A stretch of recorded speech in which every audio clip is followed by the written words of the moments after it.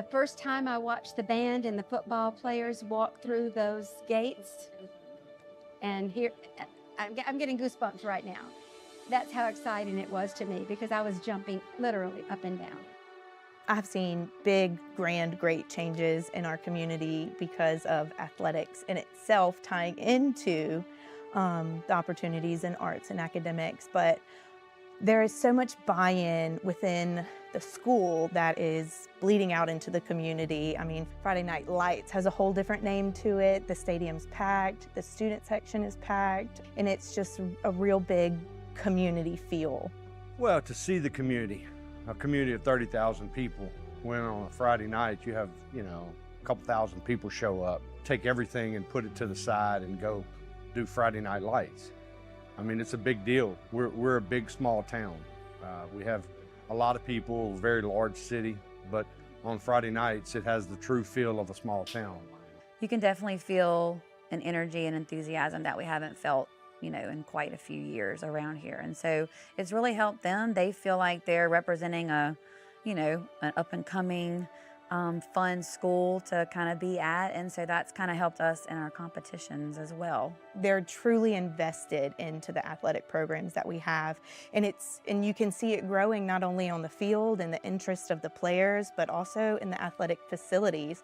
We're being backed by corporate and local sponsors who help raise funds. And then you just see people in the stands who don't even have kids at the high school level yet, just cheering on Central Wildcats.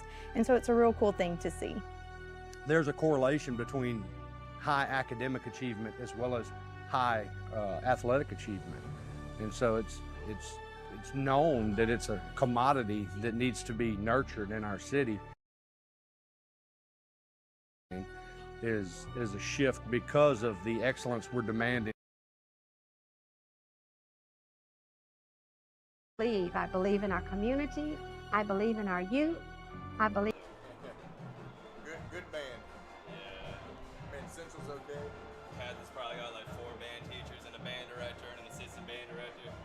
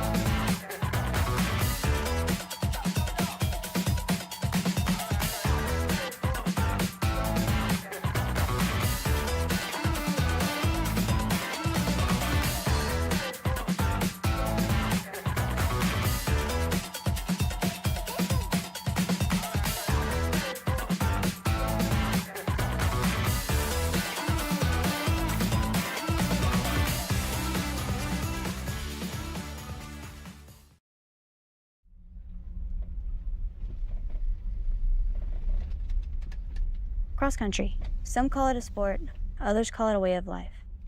But for me, it's been a journey of self-discovery. I wanted to push my limits and see what I was truly capable of. And what has it done for me? It's taught me resilience. It's shown me the power of perseverance. But most importantly, it's given me a sense of belonging. Cross country isn't just about running. It's about finding yourself in every step you take.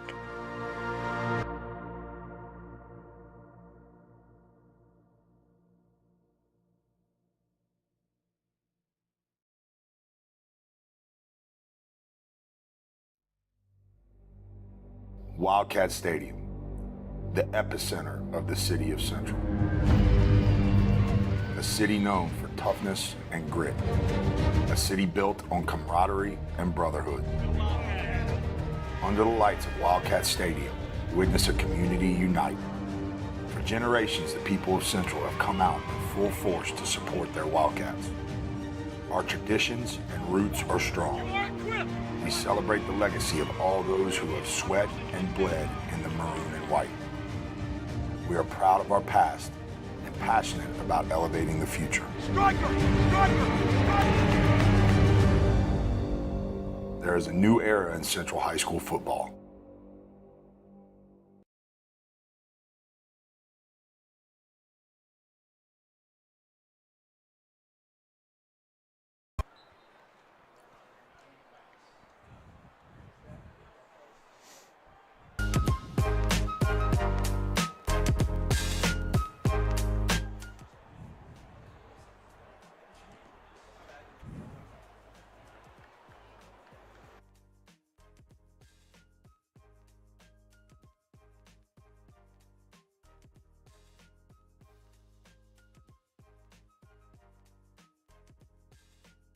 Josh, the Wildcats came into the season with high expectations. They're off to a good start at 6-0. Tonight could be their biggest test yet, and we're expecting a great game here tonight.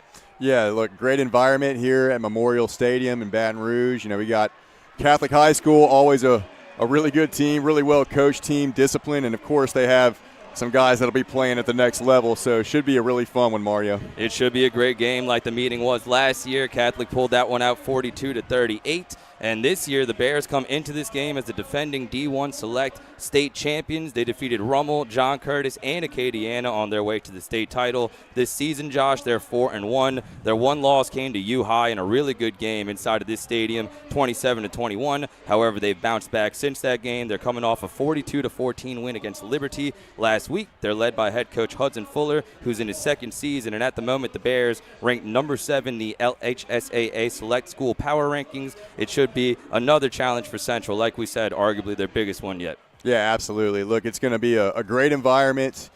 I'm expecting a pretty full crowd here tonight at Memorial. And, look, we're going to have to come out and play our best game, Central, offensively and defensively. Going to need our guys, our stars, to step up and have the cleanest, games of the year. And I'm looking at Jackson Furman tonight to march that offense down the field and this defense to continue to play the way they've been playing all year long. Well said, brother. Don't want to beat yourself against this team. You know they're going to be well coached. They're going to be disciplined, so Central has to bring that same mentality. Let's continue a tradition that we started last week on the broadcast where we highlight the hammer hits and battering ram hit of the week. First, starting with the hammer hit of the week. This week it goes to one Keithon Womack, who had a big hit on a punt return. Check out Keithon laying the wood right here, Josh.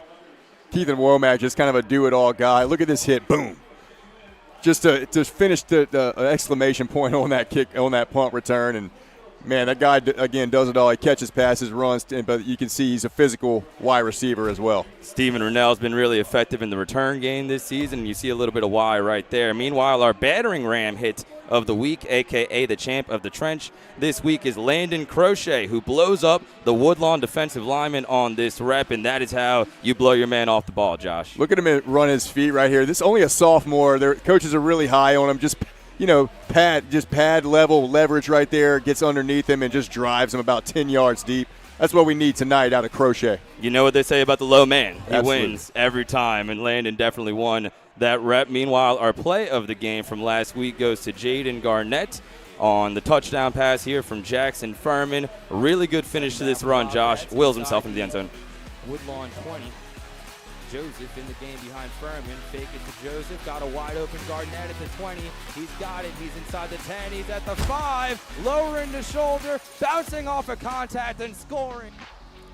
Beautiful. That's how you finish a play. That's it. Garnett, a guy who stepped up over the past couple of weeks, and the coaches are really high on him. Someone they'll need to step up tonight to continue to progress and make plays. Also saw him a little bit at running back last week. We'll see if that continues going into this game. As the season goes, you add new wrinkles, you continue to be creative, and certainly the Central coaches have done a good job of that. They have. Look, these coaches prepare as well as anybody, and I know they have a really good game plan for tonight against Catholic High, and I'm excited to watch that unfold. Let's get to tonight's starters when we have a moment. For head coach David Simino for the Central Wildcats here tonight. Their starting offense at receiver, Keithan Womack, Kylan Thomas, and Tyron Williams are listed as the starters. At quarterback, it will be Jackson Furman, quarterback in the Wildcats in another big game. And meanwhile, for the Wildcat defense, if we can go back to the offense for a second, thank you very much. We have Jackson Furman at quarterback. Marvin Joseph will continue to get reps at halfback, and he'll be spelled by Jaden Garnett, who we just mentioned was at the running back position last week, and Keldon Cooper, the freshman,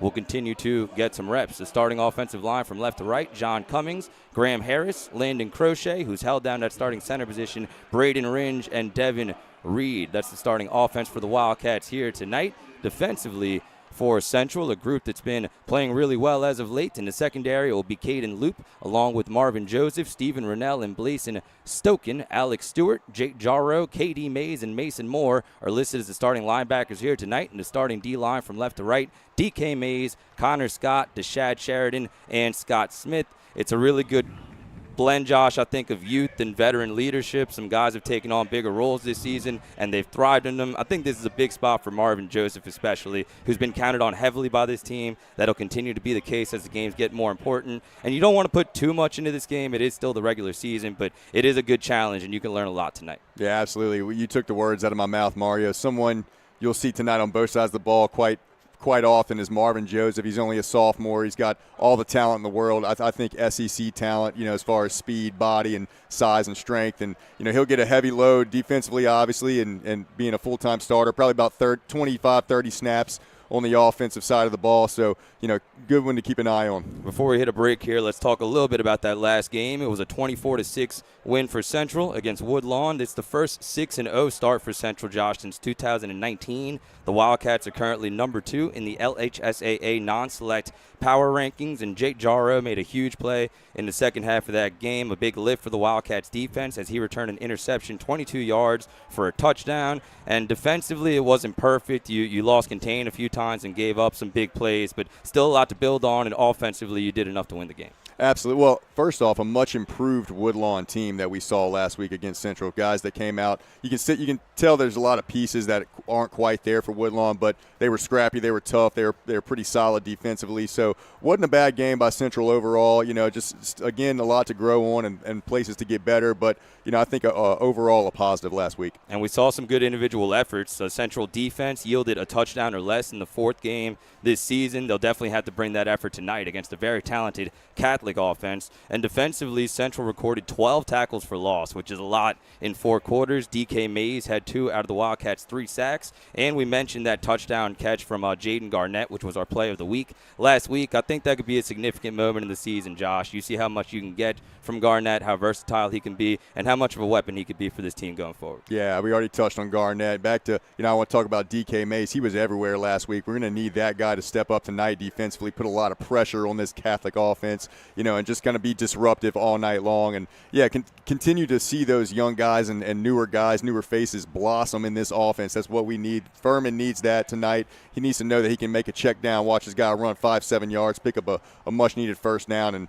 again, excited to watch this one unfold. Man, both the Mays brothers have been so fun to watch going back to last season, and they had high expectations coming into the year. They didn't read their press clippings. They didn't sit on their laurels. They both had even better seasons up to this point compared to last year, which is impressive. Real quick, Josh, I wanted to give you some of my keys to the game, see what you think. Tell me what your keys are here tonight for Catholic versus Central. I think the Wildcats need to take advantage of already being in close games. I think that was really detrimental last year against Central, maybe a lack of conditioning show to towards the end of that game. But they played in some close games. They faced some adversity, and I think that will really help them tonight. And we mentioned at the very start of the broadcast, you had to be disciplined. You can't beat yourself. It's going to be a physical game. There might be some chippiness. You don't want any extracurriculars. You don't want to do anything that costs the football team. And Jackson Furman, obviously, he is the quarterback. He naturally is going to take a lot of the blame and get a lot of the credit. But like we talked about all season, he needs to pick his spots to be aggressive, but also takes what the Catholic defense gives him. You never go broke by making a profit. That's what Coach Semino says. So I think those are some keys to the game tonight. I think you're spot on. Look, I'm looking right at Jackson Furman tonight. I think, that he's the guy that makes this offense go. Like you said, whether you like it or not, if that guy plays well, this offense is going to play well. So I think I'm expecting him to come out and play a really good game. He's had his biggest last year. He had his biggest moments in the biggest games. Catholic High, Zachary, all those games. He's a big time player. I'm looking for him to play really, really well tonight. Excited to watch that guy take the field. The Wildcats will need it if they're going to get a victory tonight. We're about 11 minutes from kickoff here at Memorial Stadium in Baton Rouge. We'll take a small break, and we'll be right back with the start of the game. Mario Jerez here alongside Josh Johns. You're watching Wildcats football.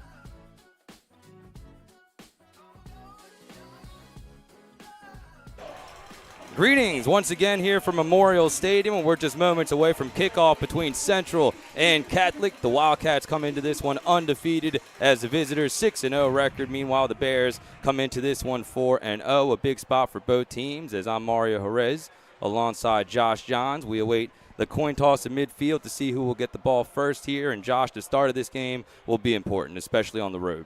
Yeah, got to start fast. I think offensively we need to take advantage of our first possessions, and if we get good field position like we have in the past, need to take advantage of that one, punch it into the end zone. And then defense needs to come out and just continue to play how they've been playing, been flying around, and that front four, front seven really is doing a good job of getting to the quarterback and playing physical defense. So again, excited to see how we come out tonight, and I'm really looking for us to play a clean game and get after Catholic. You'll have to do it as we're awaiting the outcome of the coin toss here to see who will get the ball first. It looks like the Bears have won the toss and have elected to defer, so it'll be the Central offense out on the field first, and an immediate opportunity for Jackson Furman and Zach Morris's crew to establish the momentum. Yeah, this is what we want to see. We want to see Jackson Furman come out and take command of that offense and get these boys rolling and get his whole team behind him. I think it's a great opportunity to do just that on this first drive. So it's the Bears and the Wildcats here tonight from Memorial Stadium. Of course, Catholic High, the defending D1 Select State champions, as they defeated Rummel, John Curtis, and Acadiana on their way to the state title. 4-1 this season coming into this game, with the lone loss coming against U High, 27-21. They're led by head coach Hudson Fuller, who's in his second season. And, of course, this was head coach David Simino's job before he went over to Central. So a lot of emotions and a lot of familiarity between both teams here tonight as we're ready for our pregame prayer and the national anthem. Let's send to the field.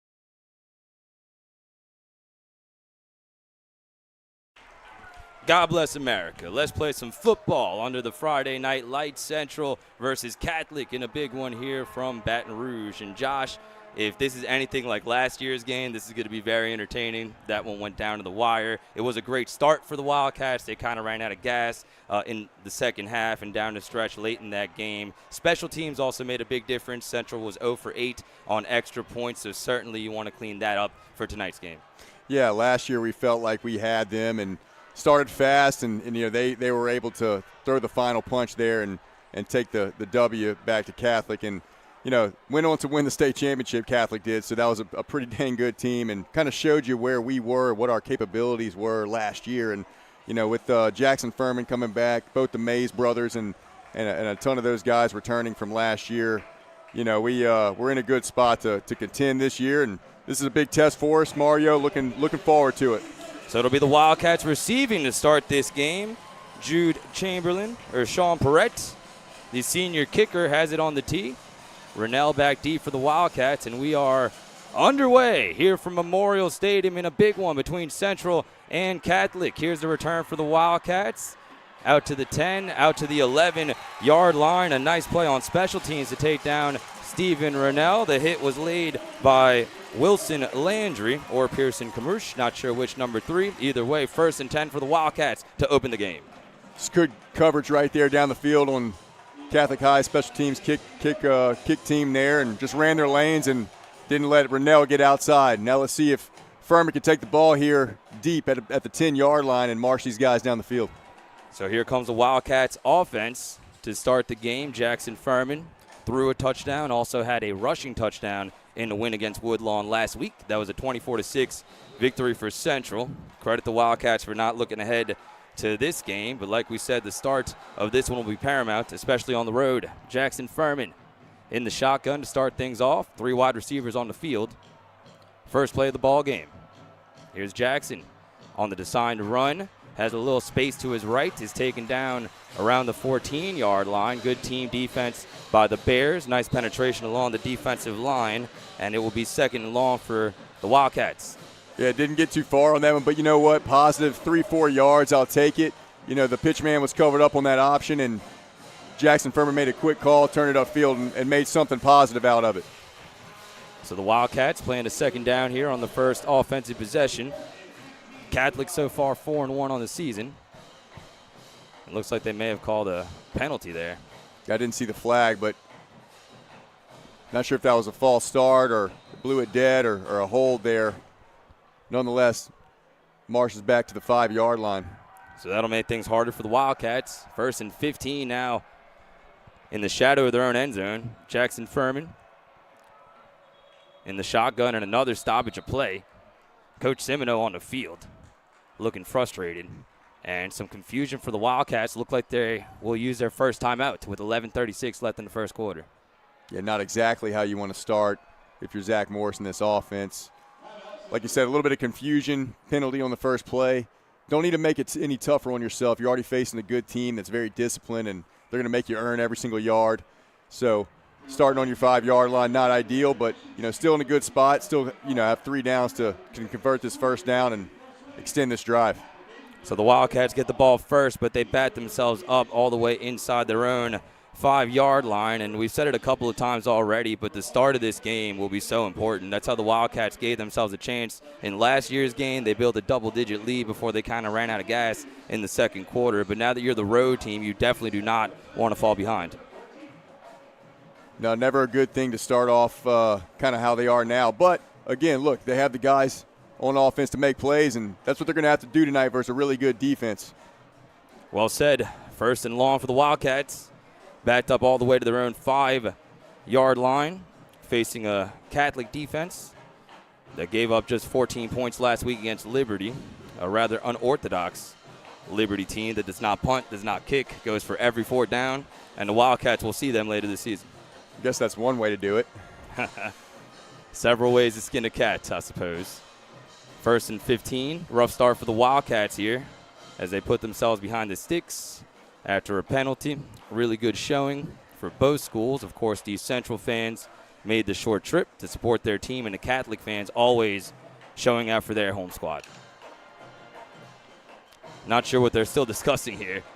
Long stoppage of play with 11:36 left in this first quarter. The undefeated Wildcats taking on the 4-1 Bears. Really nice stadium. I've only been here a couple of times. It's very spacious. Press box is well maintained, which is not the case everywhere, so we do appreciate that.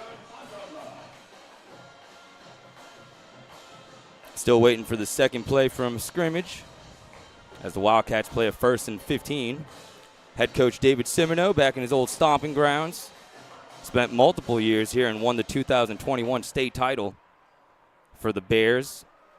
Now Hudson Fuller in his place has definitely done a good job maintaining and keeping up the successful standard here at Catholic. Yeah, I'd say he did a pretty good job last year taking home a state title. And, you know, they always reload at Catholic, but he did a lot with what he had, and they brought the title back to Baton Rouge. Catholic High did. So now Marvin Joseph is in the backfield with Furman. Still some confusion here with the referees. Jackson Furman so far has completed 59 of his 113 passes this season. Has thrown 4 interceptions with 5 touchdowns. Not a bad clip. He'll get a chance to build on that here tonight.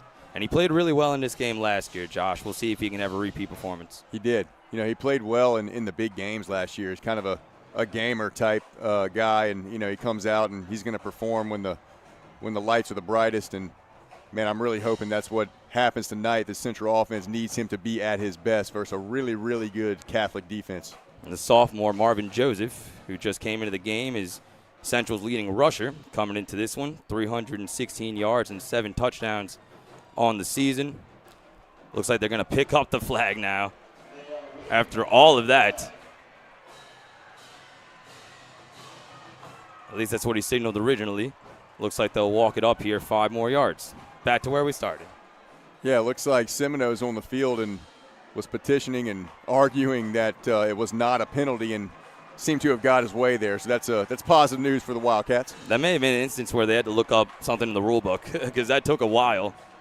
But they did reverse the call, and Coach Semino is still out there at the 20-yard line. And he told us this week, you don't want to put too much into this game, but you know Coach Semino doesn't want to leave here with an L tonight. Oh, look, every time it's Central versus Catholic, I know it means a lot, you know, for both of these schools. Crosstown rivalry, and, you know, it's a special rivalry, I believe, and one that I was a part of for a couple years and had some really good games against these guys, so it's always fun. Thank you to everybody for tuning in here tonight. Already getting some good feedback. Shout out to the crew for setting everything up correctly. And now 5 yards up. 2nd and 5 for Central. Slow start to the game here. Only a few ticks off the clock. That is live with 11:30 left in this first quarter. Finally ready to play some football. 2nd and 6 for Central. Here's Furman standing tall in the pocket. Now going to take off, and he's tackled nicely at the 14-yard line. Good team defense there by the Bears. It was Jaden Vessel in there making first contact. Had help from Blaine Bradford, the junior. 3rd down for Central. Yeah, nowhere to go for Furman that time. And something that Catholic has done the first 2 plays, they put the LSU commit Jacob Bradford one-on-one against Keithan Womack, trying to take a guy out of the play and maybe pack the box there against Furman in this offense. So we'll see how that strategy unfolds as we move forward. So here's a passing down, and this is going to be very key in the game. Which Wildcat receiver can create some separation? You had a big game from Aiden Wilkinson in this game last year. Obviously, he's off to Southeastern, so we'll see who can step up here. 3rd and 6 for Central. First possession of the game. And another stoppage of play, a timeout for the Wildcats. 10:37 left in this first quarter. We'll take a small break if we have the ability to do so. Mario Jerez alongside Josh Johns. You're watching Wildcats football.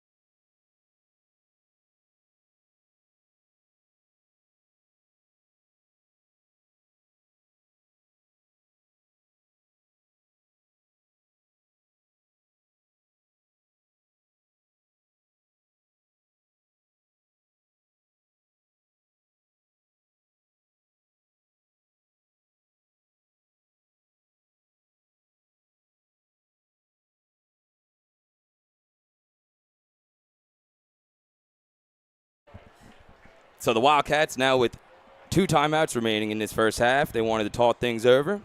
It is a big play here early in the game. 3rd and 6 for Central as Furman is in an empty set. 5 receivers on the field.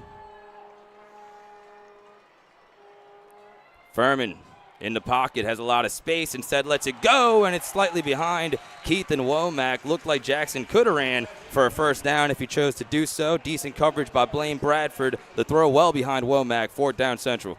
Yeah, for a second I thought he was going to tuck it down and run because he had a ton of space and room to run. Could have converted that first down. But he did have an open guy there in the middle, just missed him. So it's our first punt here tonight, brought to you by Central Crossthreads, as the Wildcats go 3 and outs on their first possession. And Jacob Bradford is back deep for the Bears. Nathan Zimmer in there for the Wildcats. And Bradford this season with 84 return yards, along of 41 on the season. The snap's a little high, but Nathan's got it. He puts it in the air. Good hang time. Angling towards the middle of the field. And here's Bradford. Can't make Rennell miss, but he gets out of the tackle, and the job is finished at the 41-yard line. Nice effort by Bradford, but nice job by the Wildcats special teams, and Jake Jarrow taking them down. First down for the Bears with good field position. Yeah, starting on the plus side of the 50 here, and we'll see what they can do with this field position. This is where the Central defense really needs to stiffen here and, get this ball back to the offense. Can't let this game, the momentum shift toward Catholic too early in this ball game. Yes, sir. Baylor Graves is back at quarterback this season for Central, or for Catholic, I should say, excuse me. Veteran guy who's a junior, and he has a host of weapons to throw the ball to. See what the Wildcats defense can do here to start the game. So it's Graves in the shotgun as we have another stoppage of play. With 10:17 left in the first quarter, hearing some boos from the stands here at Memorial Stadium. Beautiful venue. Really good weather here tonight, too. Getting a little bit cooler. Definitely gets you ready for some football. Yeah, you can't beat this weather. Can't beat football weather. And so Graves in the shotgun to start things off. First play from scrimmage for the Bears, a little Statue of Liberty type play as it finds Parker, but he's got nowhere to go, taken down in the backfield by multiple Wildcats. Great job on defense there, and it's 2nd and long. Yeah, Catholic faked the screen to the wide receiver out wide and handed it off to the running back on a misdirection, and Central's defense played it really well all over that one. Nice team defense there by the Wildcats. Good start to the game. 2nd and long for Catholic. As Graves in the shotgun once again. Takes the snap. They'll run it up the middle this time in a small seam, but that hole was closed. Nice job once again by the Wildcats to limit Rylan Parker on the carry. It's 3rd and long for Catholic. Good job up front by the Central defense. Now puts them in a 3rd and long scenario, and this is a great spot to get right off the field here. Get the ball back to your offense. Get some momentum going. So both teams have gotten themselves behind the sticks here early in the game. 3rd and 14 for Catholic. Here's a quick pass by Graves. It's caught. This is Alex Huffine looking for space down the sideline. He's forced out well short of the first down at the 40-yard line. Central a little fortunate on that when they looked confused in the secondary, not sure what coverage they were running, but fortunately KD Mays was able to fly around and make that tackle running sideline to sideline like he normally does. So a good start in the game for Mays, who makes the last defensive play. It'll bring up a 4th and 9, and Catholic leaves their offense out there. So an opportunity for the Wildcat defense to get off the field as Baylor Graves in the shotgun and an empty set. Here's the snap. 5-man rush for the Wildcats. Lets it go. Deep pass down the sideline, and it's caught on a perfect throw from Graves. Alex Huffine gets by Marvin Joseph and hauls in the 41-yard touchdown pass, and Catholic has drawn first blood. Yeah, it's a beautiful ball there, and Marvin Joseph got a little turned around and just a wheel route up the sideline and had a few steps on him and delivered it really well. Good play by Catholic. On the money from Graves, who has thrown his 3rd touchdown pass of the season. And the Bears strike first with 8:36 left in the first quarter. The extra point is up, and it is good for Sean Perrette. And with 8:36 left in this first quarter, Catholic strikes first, 7-0 over Central. We'll be back after this short break. You're watching Wildcats football.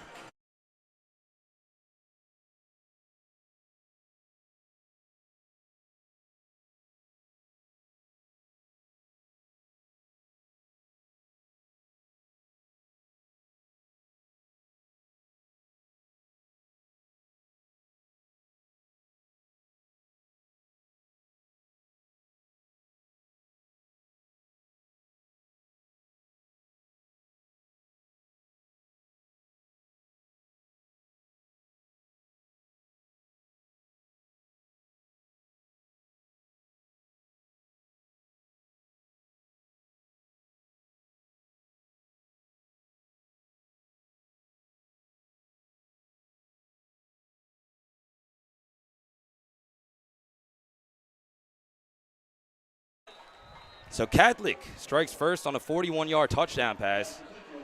And the Bears lead 7-0 here early on as we're live from Memorial Stadium once again. Mario Jerez alongside Josh Johns. Here's the ensuing kickoff. Stephen Rennell for the Wildcats has a seam at the 20, now at the 25, and he's taken down near the 28-yard line. Nice play on special teams made once again by the Bears. And Aiden Calkins, first down for the Wildcats, looking to answer, down 7-0. Yeah, it's a big drive right here early on in the game. You know, thought you had him right there defensively, and you know, as he's being hit, Graves delivers a great ball for the touchdown score. You know, this is where we got to come out and march down the field behind Jackson Furman right here. 1st and 10 Wildcats from the 28 as Alex Hafeen reeled in the last touchdown for Catholic, and now the Wildcats in a 7-0 hole. Jackson Furman back out there at quarterback in front of Marvin Joseph. Second possession for Central. Here's the snap. Quick throw is caught. Keithan Womack trying to get some space and has none. Excellent tackle in the open field made by Harrison Kidder. Maybe a gain of 1 for Central. 2nd and long for the Wildcats. Yeah, just tried to hit Keithan Womack real quick and a little pop screen and let him get a few yards. But really good job by the Catholic defense to pursue that one and make the play before it got started. So the Bears defense flying around here early on. It'll bring up a 2nd and 8 for Central. Wildcats coming off a 24-6 win last week against Woodlawn. This is their first away game since week 1 against De La Salle, which the Wildcats won 14-3. Here's the snap to Furman. Hands off left side. This is Garnett who bowls over a tackler at the 30-yard line. What a physical run. Only got about a 1-yard gain, but a little bit closer to the sticks. That was Williams on the carry. Nice job finishing the run. Yeah, Tyron Williams looked like he had a little room around that left-hand side, but again, this Catholic defense closed really quickly and was able to limit the amount of yards that he got. So it'll bring up a 3rd and about 8 for Central as the Catholic faithful making some noise for their defense. Trying to get off the field for a second straight time to start this game. Jackson Furman back in the shotgun. Here's Jackson against the 4-man Bear rush. Trying to navigate the pocket. Is flushed out to his right. Now Furman will take off. He's got the first down almost into Bears territory, down to the Central 44. Gain of about 13 on a scramble for Jackson Furman, who moves the chains. I think he's going to need to do more of that tonight. The guy's got wheels. He can move. Get him outside the pocket. Let him run and make plays. Nice recognition there by Jackson, who could have had a similar play on the first drive, but he let it go and threw it a little bit behind Keithan Womack. So Furman records the first down of the night for the Wildcats, who are on the move, 1st and 10 from their own 44. Marvin Joseph back in the game for Central. Here's Joseph up the middle. Now bounces it out to the right side. He's got some space. Marvin Joseph with a nice gain on 1st down. Has about 8 before he's forced out by Caden Jones. Great job up front right there by the offensive line. And you can see the burst from Marvin Joseph around that right-hand side. And gets about 8 yards. Great 1st down play for this offense. Wildcats on the move into Catholic territory for the first time tonight. Jackson Furman at master controls in the shotgun again. 2 receivers to the top of your screen, 1 to the bottom. Here's the snap to Furman. Gives to Joseph once again. This time he tries the middle, and he's stacked up immediately. Gets away from first contact, but a nice job of team defense by Catholic. Multiple orange jerseys there to take down Marvin Joseph as Harrison Kidder finished the job. 3rd down coming up for the Wildcats. Yeah, just really nowhere to go for Joseph on that left side of the offensive line there. Good job by the Catholic defense again in run pursuit. So a short yardage situation here for Central on their second offensive possession. It looks like they'll run it out of the Wildcat here. KD Mays is part of this trio that's in front of Marvin Joseph. Looks like he'll take the direct snap. Catholic loads up the box. Here's Joseph. Snap is a little high. Marvin's got it anyways. Bounces it out to the right. Now cuts it back towards the middle. Good cut by Marvin Joseph to get near the 1st down mark. It'll depend on the spot, but I think he's got it. Yeah, it looks like he has a good cut right there. Snap was a little high and threw the timing off, but a good job by Joseph to get up the field and get the 1st down. Legitimate question, since when do they play the tomahawk chop here? I did not know they did that. I don't know. Doesn't make sense. Agreed. 1st and 10 for Central at the 34 as Furman has the Wildcats on the move here. A couple of first downs after they were stifled during a 3-and-out on their first drive. Here's Furman again. Fakes it to Joseph. Lots of space. The left side. Lets it go on a rope. Incomplete as he was trying to find Kylan Thomas near the 20-yard line. Good coverage on the play by Catholic as Sam Norman was step for step. 2nd and 10 for Central. Yeah, decent coverage, but KT had a step on him and just the ball delivered a little too high. Furman had him there, but just overthrew him.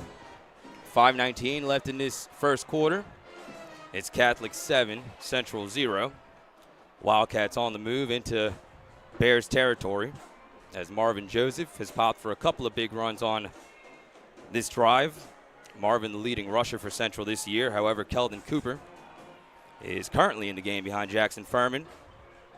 We'll see a lot of variety in that Central backfield tonight with Cooper and Joseph. Here's the snap. Keldon Cooper up the middle. Doesn't have much space. Good burst for Keldon, but had nowhere to go. Was met immediately by Leighton Welch, the big senior linebacker. 2nd down for Central.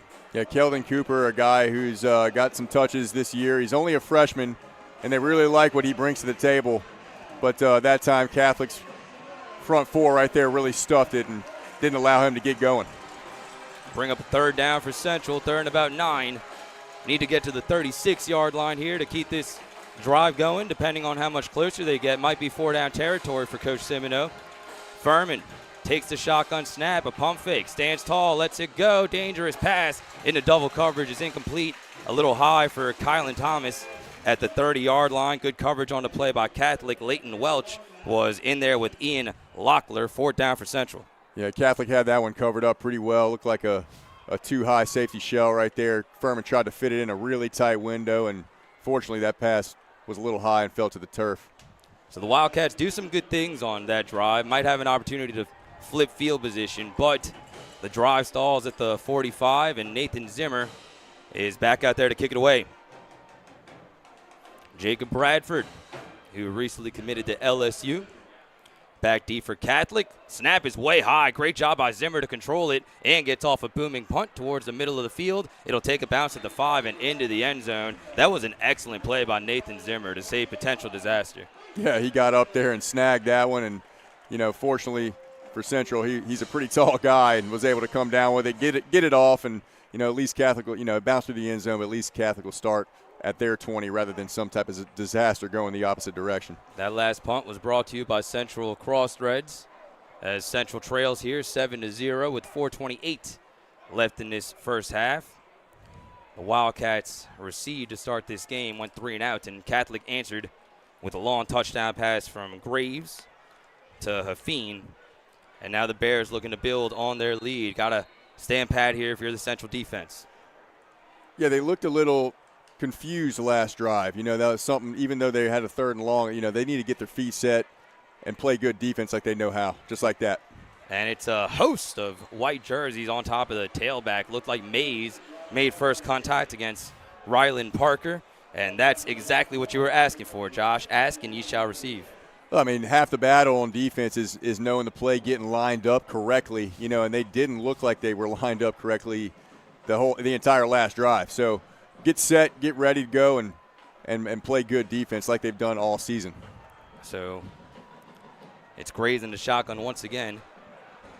Wildcats fans asking for a penalty, not going to get one. Here's another deep pass down the sideline, incomplete. Looked like a little miscommunication between Hafeen and Graves. Stoken was step for step. It's 3rd down for Catholic. Yeah, still a little confusion defensively. Catholic motioned a guy across to the far side of the field, and nobody picked him up from Central. Fortunately, Petrie ran out there last minute. I believe it was Petrie, and covered him up. But, man, Central seems to be a little confused on the defensive side of the ball. Disaster averted once again. Here's the snap. They'll hand it off up the middle, and a good burst here on the second effort. Close to 1st down yardage is Jeremy Fisher Jr. Looks like he's going to come up just short, up to the 28-yard line, where it'll be 4th and short for Catholic. Looks like they'll run the punt team out there. They thought about it, as it was a nice play made by Petrie once again. Curious to know the analytics on high school football on that one. Yes. Well, these are two coaches that definitely trust their defense as well. Absolutely. You know, look, I'm a fan of, look, you're on this side of the field, punt the ball, get it, you know, flip the field and put your defense back out there. But always have to be headsy on this unit does, this kick return unit, punt return unit has to have a heads up for a fake here. It's 2.5 yards. Well said. And initially it doesn't look like they were going to run a fake, a delay of game called against Catholic. So that'll push them back 5 yards and another opportunity for the ever-dangerous Stephen Rennell. Yeah, Rennell's had a lot of success this year, returning punts specifically, a couple kick returns, but every time he seems to get a punt in his hands, you know, this unit has done a really good job at setting up the return for him and blocking really well. So we'll see if we can get that in Rennell's hands and make something happen, set us up for good field position. Here's the punt, and it's blocked. Block party is in session, and the ball is loose near the goal line. Wildcats trying to get on top of it. Stoken looked like he fell on top of it. It's going to be Wildcats football either way as the special teams comes up huge, and Central gets a punt block on Catholic's second possession. The Wildcats will play a 1st and goal. Let's see who got a hand on this. Central sent the house right there and set that one up. I love a good block party right off the edge. Looked like Stoken, I believe, who's been the guy who always seems to get in there on those punt blocks and kick blocks. And, man, I thought someone was about to scoop that up and take it in, but nonetheless sets us up inside the 5. Great field position for this offense. Listen to that Wildcats crowd. That will get them into it. That is Blason Stoken's 3rd punt block this season, and we talked about it before the game, Josh. Special teams was such a detriment for Central in this game last year. In this year's game, their special teams gets them in really good field position here early in the game. They've had a ton of good blocks this year. That unit is coached really well. They execute well, and even better than a return is getting a punt block. I love it. Wildcats sitting pretty after the punt block from Blason Stoken. 1st and goal from the 5. Jackson Furman takes the shotgun snap, rolls out to his left, a designed run. Furman lowers his shoulder, does get a little closer, well short of the goal line. It's a gain of 2 for Furman, who's down to the Catholic 3-yard line. Tackle was made by Blaine Bradford. 2nd and goal. Yeah, try to get Furman outside and run him in. I like the play call, just defended really well by the Catholic defense. Did get a little bit closer, however. Still have at least a couple of snaps to work with as the Wildcats trying to punch it in the end zone here and tie this game. 2 minutes to play here in the 1st quarter from Memorial Stadium. It's Marvin Joseph in there running the Wildcat formation. Here's Marvin, snap a little high. He's got it anyway. To the right, now back towards the middle. Touchdown, Wildcats. A 3-yard touchdown run for Marvin Joseph, and the Wildcats can tie the game on the extra points. Hey, when all else fails, put it in Marvin Joseph's hands and put those big bodies in front of him and run that power. I love that play call right there on the goal line. 6 for the Wildcats. Excellent blocking from Mays and others there in the formation as Joseph takes it in from 3 yards out, and the Wildcats are a PAT away from tying this game. That last touchdown was brought to you by Keats Pro Paint and Body and Nathan Zimmer, who had some trouble in this game last year. Not all his fault. Some of it was on the operation to snap, but we'll see if they can clean up the PATs in this season's matchup. Zimmer puts it in the air, and it is good as the Wildcats have tied things up, and that last PAT was brought to you by Ivy Construction. 1:50 left in this 1st quarter. It's Central 7 and Catholic 7. We're back after this short break. You're watching Wildcats football.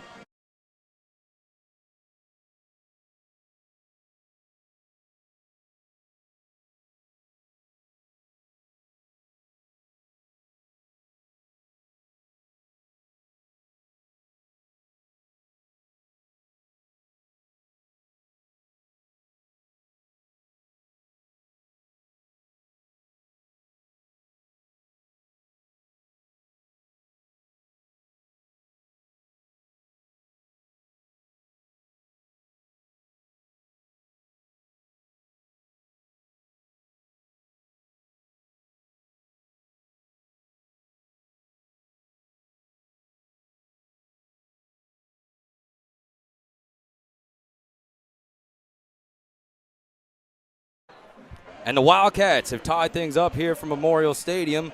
1:50 left in this quarter. 1st quarter, I should say. It's 7-all after a 3-yard touchdown run from Marvin Joseph. So right back where we started on the scoreboard is Zimmer.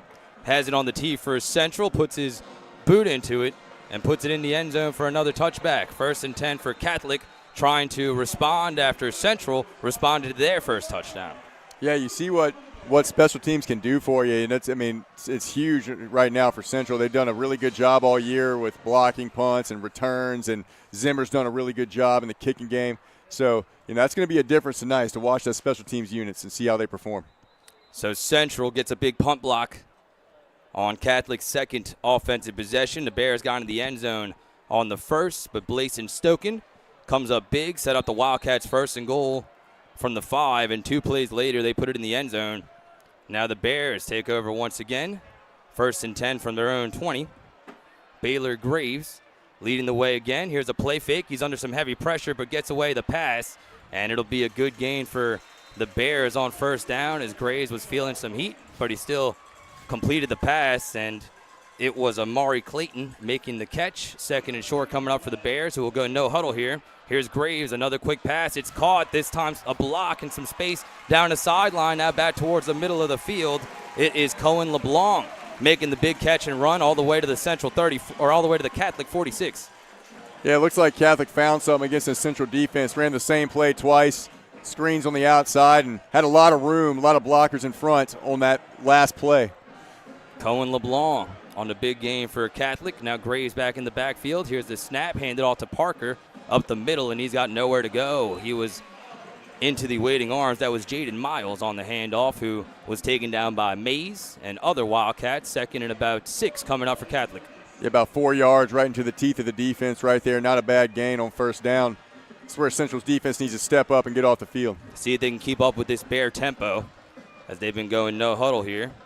Jaden Miles, the leading rusher on this team, motioned out. He gets a quick pass from Graves. Jaden Miles turns it up the field, and he's near the 1st down marker, taken down over there by K.D. Mays, but it looks like it's enough for a Bears 1st down. Still looks like a little confusion on the defensive side of the ball. You have guys starting to go cover somebody, switching with somebody else. They're confused on who's supposed to be there, and they need to get lined up and play it the right way. But you can't play it right if you're not lined up, if you're outflanked. Marked them short. So it's 3rd and 1 for Catholic. Pistol formation. Here's the snap. A play fake for Graves, who's under some heat. He lets it go, and it's completed, but short of the 1st down, as Petrie was all over Porter Fourier after he made the catch, and it's 4th and 1. Another decision for Catholic. Great job right there by Mays and Petrie playing those guys. Just exactly how you draw it up defensively. Excellent play. Excellent break on the throw. And now the Bears will lead their offense out there. Once again, 4th and 1 from the Central 46. Scored a touchdown on their first 4th down situation. Jaden Miles next to Graves. Motion a man towards the line. Snap is a little low. Graves trying to get it off anyway. Still alive. Gets off the throw, and it's caught. Down the sideline. Still going. A big play for Catholic as Porter Fourier catches the pass from Baylor Graves, who was running around for his life. Somehow got that pass off, and that was an excellent individual play. Yeah, originally Central had the guy completely covered up, but left because they thought they were worried about the scramble for the 1st down, and Graves just dumped it off. Headsy play by Graves to convert on that one. That is a veteran play there, as that will end the 1st quarter. We head to the 2nd quarter of play. It's Central 7 and Catholic 7. We're back after this. You're watching Wildcats football.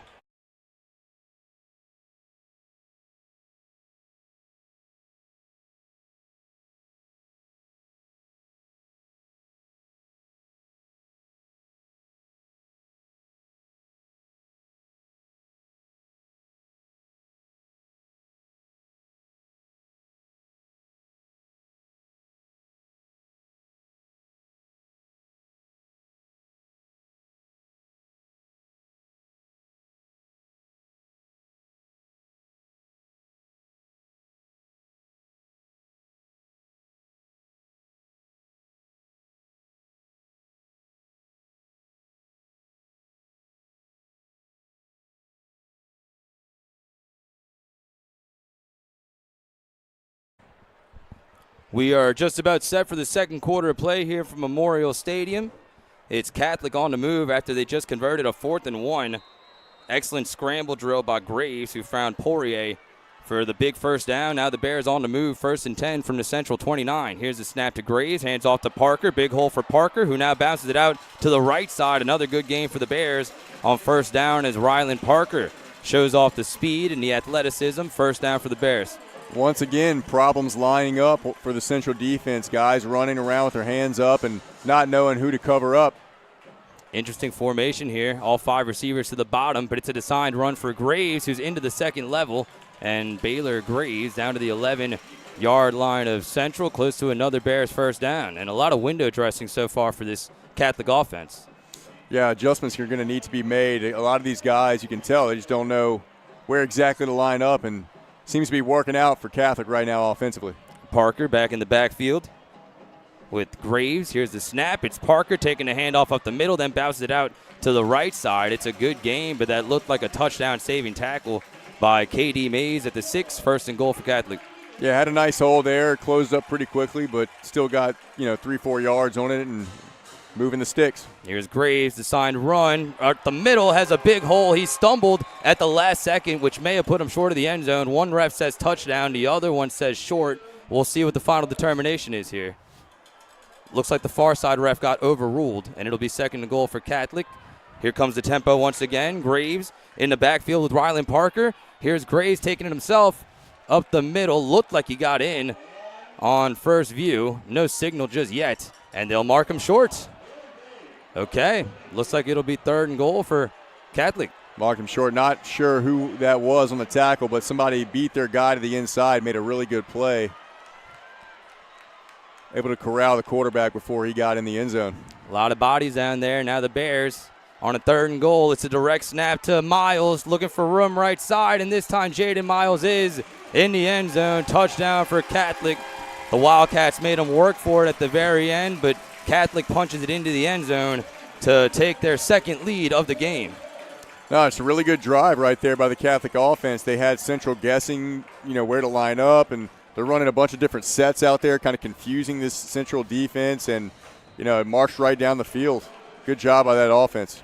Jaden Miles takes it in from 1 yard out, and the Bears right back on top. The extra point is up and good. And with 10:22 left in this second quarter, it's the Bears taking the lead back 14-7. And that was a good answer for the Bears after the Wildcats established some momentum. Yeah, marched right down the field against a really good defense. And again, Central just needs to figure out these formations that they're coming out in and line up correctly, because they're beating themselves right now. You can see guys just running out of the, essentially running across the field, not knowing who to line up, in front of, and it's creating gaps and seams for this offense to run right through. So once they figure that part out, they'll be fine. So the Bears take the lead once again, coming into this one 4-1 on the season. Just one loss on the year so far against U High in this stadium, 27-21. And so far we've had some blows exchanged, and I think we're going to have another good game. Well, this offense had a very short field last go around because of the block. We're going to need a sustained drive and methodical drive right here, again, led by the guy that needs to play really well, and that's Jackson Furman. Good observation as Perrette puts it in the air. Here's Rennell for the Wildcats to the 10 to the 20. Gets a little bit of space at the 26, and he's finally taken down at the 28 after a decent return. First and 10 for the Central offense, trailing 14-7 with 10-14 left in this first half. Remember, all kickoffs tonight are brought to you by AP Dodson. Wildcats looking for an answer here as Furman back out on the field. And they'll take off from the 28. Yeah, Furman just needs to distribute the ball and get it into his playmakers' hands. He's got guys like Kylan Thomas, Keith and Womack, and you got Marvin Joseph that can make big-time plays. Like, get those guys the ball and let them work. Joseph scored the first touchdown of the game for Central. He's back in there with Jackson Furman. Motion Thomas over to the top. Here's a quick throw. It's caught by Garnett at the 25, but he's got nowhere to go. Good team defense once again by Catholic. Corey Hatch in there on the tackle and had some help. Will create a second and about 12 for Central. Yeah, Catholic all over that one. I saw it from the beginning. They just lined up well and beat the blocks on the perimeter and tried to set up that little screen to Garnett, but going nowhere. Bring up a second and long. Wildcats trying to get back in an offensive rhythm. Did get 3 first downs on their last possession. Behind the sticks again here, though, is Furman in the pistol with Joseph. Here's a snap, fake it to Joseph. Quick out is caught by Womack, who slips a tackle. Keithan Womack doing a good job getting anything on this play, eventually taken down at the 30 by Maxwell Maurer. A little bit of a slow developing play. Bring up a 3rd and about 7 for Central.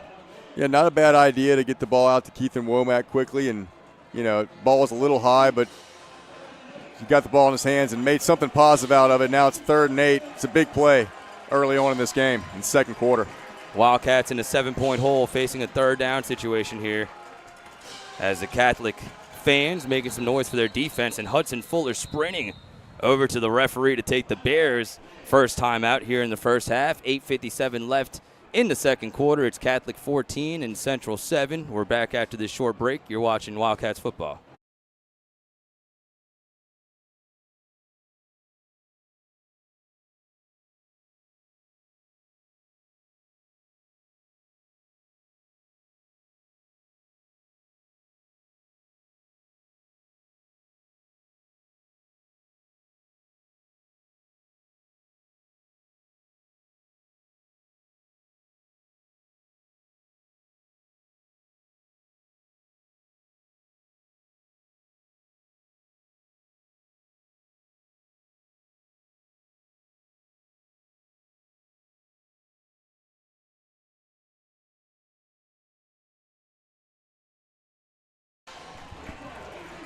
Third and 8 for Central from their own 30 after the Bears timeout. Coach Fuller didn't like what he saw defensively, so we'll try again. Wildcats on their own 30. Furman in the shotgun. Here's the snap to Jackson in the pocket. Rolls out to his right, lets it go. Deep ball, got a guy down there, and it's incomplete. Didn't quite have the strength to reach the receiver at the 10-yard line. He was trying to hit Keithan Womack. Really tough throw across his body. He did beat Bradford on the coverage, but didn't quite get there. 4th down. Yeah, had a guy streaking across on that long post, and saw him late, tried to get a bunch of juice on it, and couldn't quite get it there. So the Wildcats let the punt away once again with Nathan Zimmer. They've had a little bit of trouble on the snap with Nathan. First couple of snaps have been high, especially the most recent one. He had to leap to catch it. See if the exchange can be a little cleaner here. Bradford back deep for Catholic. Good snap to Zimmer, who puts it in the air, angling towards the right side. Fair catch called for and fumbled initially, but Bradford right back on top of it before the Wildcats can make an attempt. And it's first down for the Bears from their own 41, leading 14-7 with 8:40 left in this first half. Yeah, Bradford dropped it for a split second, but covered it up immediately and wasn't going to let anybody get on top of that one. And it goes without saying, but this is a huge moment in this game. This defense has to come out here. Again, they've looked a little confused on what Catholic's coming in out in as far as their sets and where to line up. And it's going to be a huge drive and a huge point in the game for this defense and for Central. Don't want to fall too far behind, especially considering that the Bears will receive to start the third quarter. Baylor Graves back in at quarterback. Here's the snap and the handoff. Lots of space right side. Now a good cutback towards the middle as Ryland Parker has another big gain for the Bears into Central territory all the way down to the 45. Yeah, just a good job offensively. Blocked it up really well. Had a nice hole to run through and made a guy miss. Good play. Jeremy Fisher, the new running back, in there to spell Miles. Graves in the shotgun. Wildcats asking for a penalty, and they will get one. A false start on the Bears as somebody moved early. Certainly take that, but you have to take advantage of putting them behind the sticks. Yeah, right now, again, Central is kind of scratching their heads defensively. They hadn't had anybody move the ball on them like this all year, and, these guys are capable. Just have to get lined up and play their football. 14 first half points already for Catholic. First time the Wildcats have conceded that this season. As Graves is in the shotgun, Fisher Jr. in the backfield with him. Here's the snap as Graves is back to throw under some heat. Lets it go. Dangerous pass was almost intercepted by Blason Stoken, who had excellent coverage on the play, and it looked like big KD Mays bringing the pressure on the designed blitz. 2nd and long for Catholic. Yeah, KD Mays coming off the edge there and putting the hit on the quarterback. That's what we need to do in passing downs. We need to get pressure on Graves, not let him sit in the pocket. And, it's something that Anthony Camp does really well. And, I imagine we'll see more of those blitzes as we move forward tonight. 2nd and 15 for Graves. Same formation in the pistol with Fisher Jr. sharing the backfield, and another stoppage of play, another flag on the play. We'll see who they get here. Big 64, I believe, moved on the offensive line, flinched, and they're marching back another 5. That would be Irv Smith. So moving back 5 more yards. This drive had a lot of promise for Catholic after the big run for Miles, but now behind the sticks. 2nd and 20 from their own 45. Graves takes the snap, hands off to Fisher, has a little seam up the middle, and a nice tackle in space made by Caden Loop. Down to the 46 for Fisher. 3rd down and long coming up for Catholic. Central defense looks a lot better this go around as far as lining up, getting in position, and it's made a difference. Catholics is a good offense, and they're gonna gain yards, but whenever you have your cleats in the ground and you're ready to go, it makes the world of the difference defensively. 3rd and long for Catholic. Graves in the shotgun with Fisher Jr. once again. Here's the snap. 4-man rush for the Wildcats. Graves will take off himself. Right side, now towards the middle. He's to the 40, and he slides down near the Central 38. I think they're going to go for this as Graves gets him a lot closer. It'll set up a 4th and about 2. A good job by Graves to see that right off the bat. He knew he was going to run. Everybody cleared out, man coverage, and ran for a good 12, 13 yards. Makes it 4th and about 3. Wildcats fortunate they didn't get whistled for a penalty there, as some Catholic fans wanted a flag on the hit as Graves was sliding. It will bring up another 4th down. And so far the Bears 2 of 2 on 4th down. Took an excellent individual effort from Graves the last time after he almost got sacked. Ryland Parker back in at running back for Catholic. And another timeout taken by the Bears, a second for Coach Fuller. With 6:34 left in this first half, it's Central 7 and Catholic 14. So let's hear from our sponsors. This next timeout is brought to you by our legacy sponsor, Carmina's Collision Center. Stay local and go see Nick and his staff for quality and expert care at Carmina's Collision Center.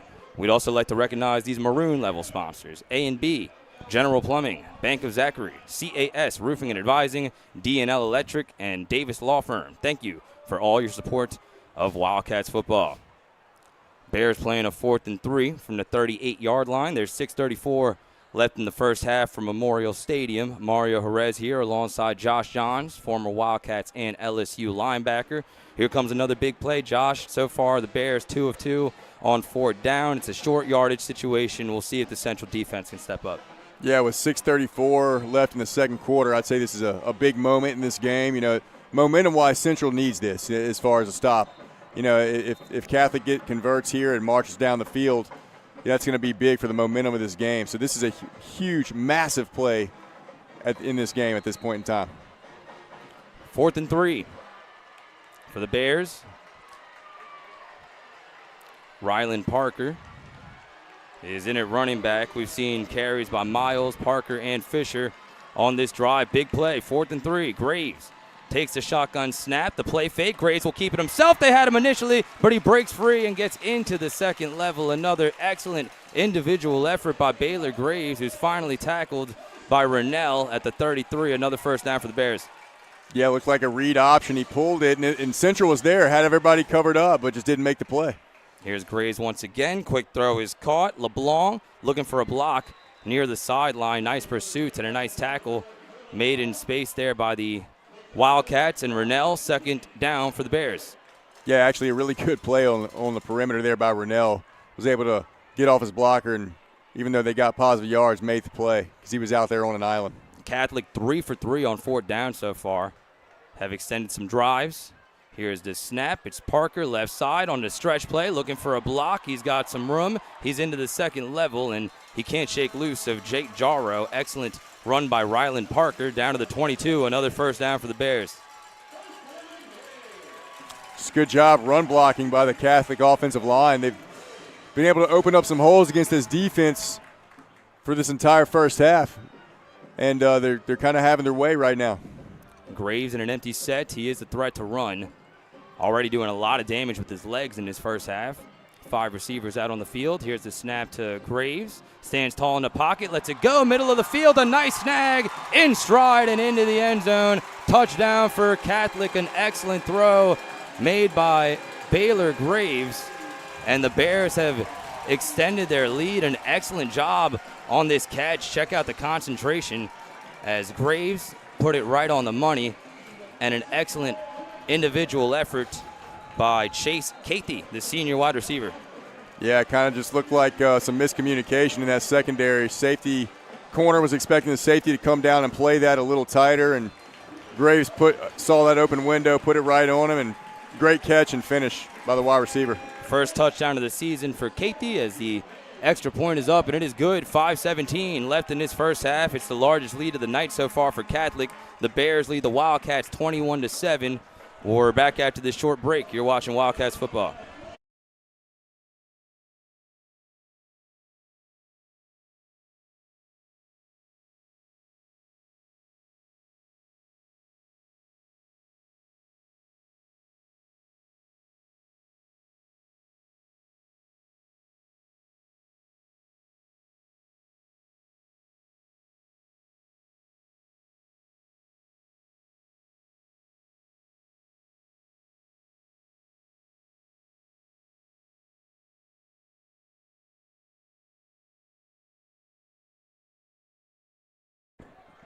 So the Bears extend their lead 21-7. Second touchdown pass of the night for Baylor Graves, who connects with Chase Cathy on the last throw. And now the Bears up 21-7. The Wildcats made a big play on special teams on a punt block and took it in on 3 yards out from Marvin Joseph. But other than that, it's been all Bears so far here in the first half. Kickoff finds Stephen Rennell. Here comes the return from the 1-yard line to the 10 to the 15. A host of orange jerseys premature to the 20-yard line. Excellent job on special teams by the Bears. Multiple Catholic players on top of Rennell. 1st and 10 Wildcats from their own 18.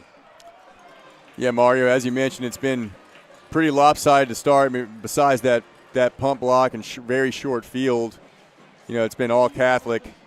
And you had some glimpses of some offense from Jackson Furman and company, but going to have to put a full drive together now to stay in this game. Got to get the run game going, as Joseph has popped for a couple of them, but all the drives have stalled so far except for that one after the pump block. As the Wildcats will try again, taking off from their own 18-yard line. That looks like Jaden Garnett in the game at running back. Here's the snap. Garnett up the middle, doesn't have much space. Good penetration by the Catholic defensive line. Good second effort by Garnett to get anything. Maybe a 2-yard gain on first down. 2nd and 8 for the Wildcats. Yeah, right now, Catholic's just winning the line of scrimmage, not allowing any lanes for these backs to run through like Garnett. He's running hard, but there's just nowhere to go. Wildcats looking for some more points as it's a 21-7 lead for Catholic High, trying to win after they beat Catholic last year on the road. Here's the snap to Furman, a little high. Jackson takes off on the designed QB run, puts his shoulder down and gets a decent play out of it. Jackson Furman is down to the Central 26, set up a 3rd and about 3 for the Wildcats. I think that's where Central has an offensive advantage is getting the ball into Jackson Furman's hands on some run plays, or letting it clear out with a 4 and 5 wide sets and saying, hey, if you see some lanes, tuck it down and run. He's got wheels. The guy can move. It's part of his game that he needs to use tonight. Big spot here for Central. Still a lot of time for the Catholic offense. If you can't move the chains here, 3rd and a long 1, perhaps a short 2. Furman in a pistol set. Here's the snap. Handoff up the middle. Garnett lowers his shoulder, tries to push through for the fresh set of downs, and on first glance, I think he got it. Only needed a yard, and looks like he got just that. Yeah, big conversion there, able to move the sticks. If we can go down and punch it in here, we're still in this ball game. It's a big, big drive. That it is. Catholic 21, Central 7. Wildcats get a big first down conversion from Garnett, who's gotten a good amount of reps here at running back. We saw him play that position for the first time last week. He stays in the game behind Jackson Furman. Still plenty of time on the play clock. 1st and 10 for the Wildcats. Here's Jackson Play fake. Has a lot of time in the pocket. Lets it go. Middle of the field. Has Thomas open. And KT makes the catch inside the Catholic 40 all the way down to the Bears 33-yard line. Excellent job of pass pro by the O-line and a good strike from Furman to Thomas. Just a one-man route right there. Play action. Max protect. Throws it up to KT. KT beats him to the inside, and Furman puts it where only he can catch it. Good job. Excellent play design by OC Zach Morris, who's also back in his old stomping ground as a former Catholic coach. Furman stays in the game at quarterback. Here's Garnett running to his left, now cuts it back towards the middle. Nice job by the Catholic defense to stack him up after just 1 yard. Multiple orange jerseys in there to make the play, including Maxwell Maurer, the junior linebacker, second down for Central. The Catholic just doing a really good job in the front seven on the defense. They're spilling it when they need to and making Garnett bounce it out, and then the safeties or backers are coming down and making those tackles in the open field. So playing really well right now.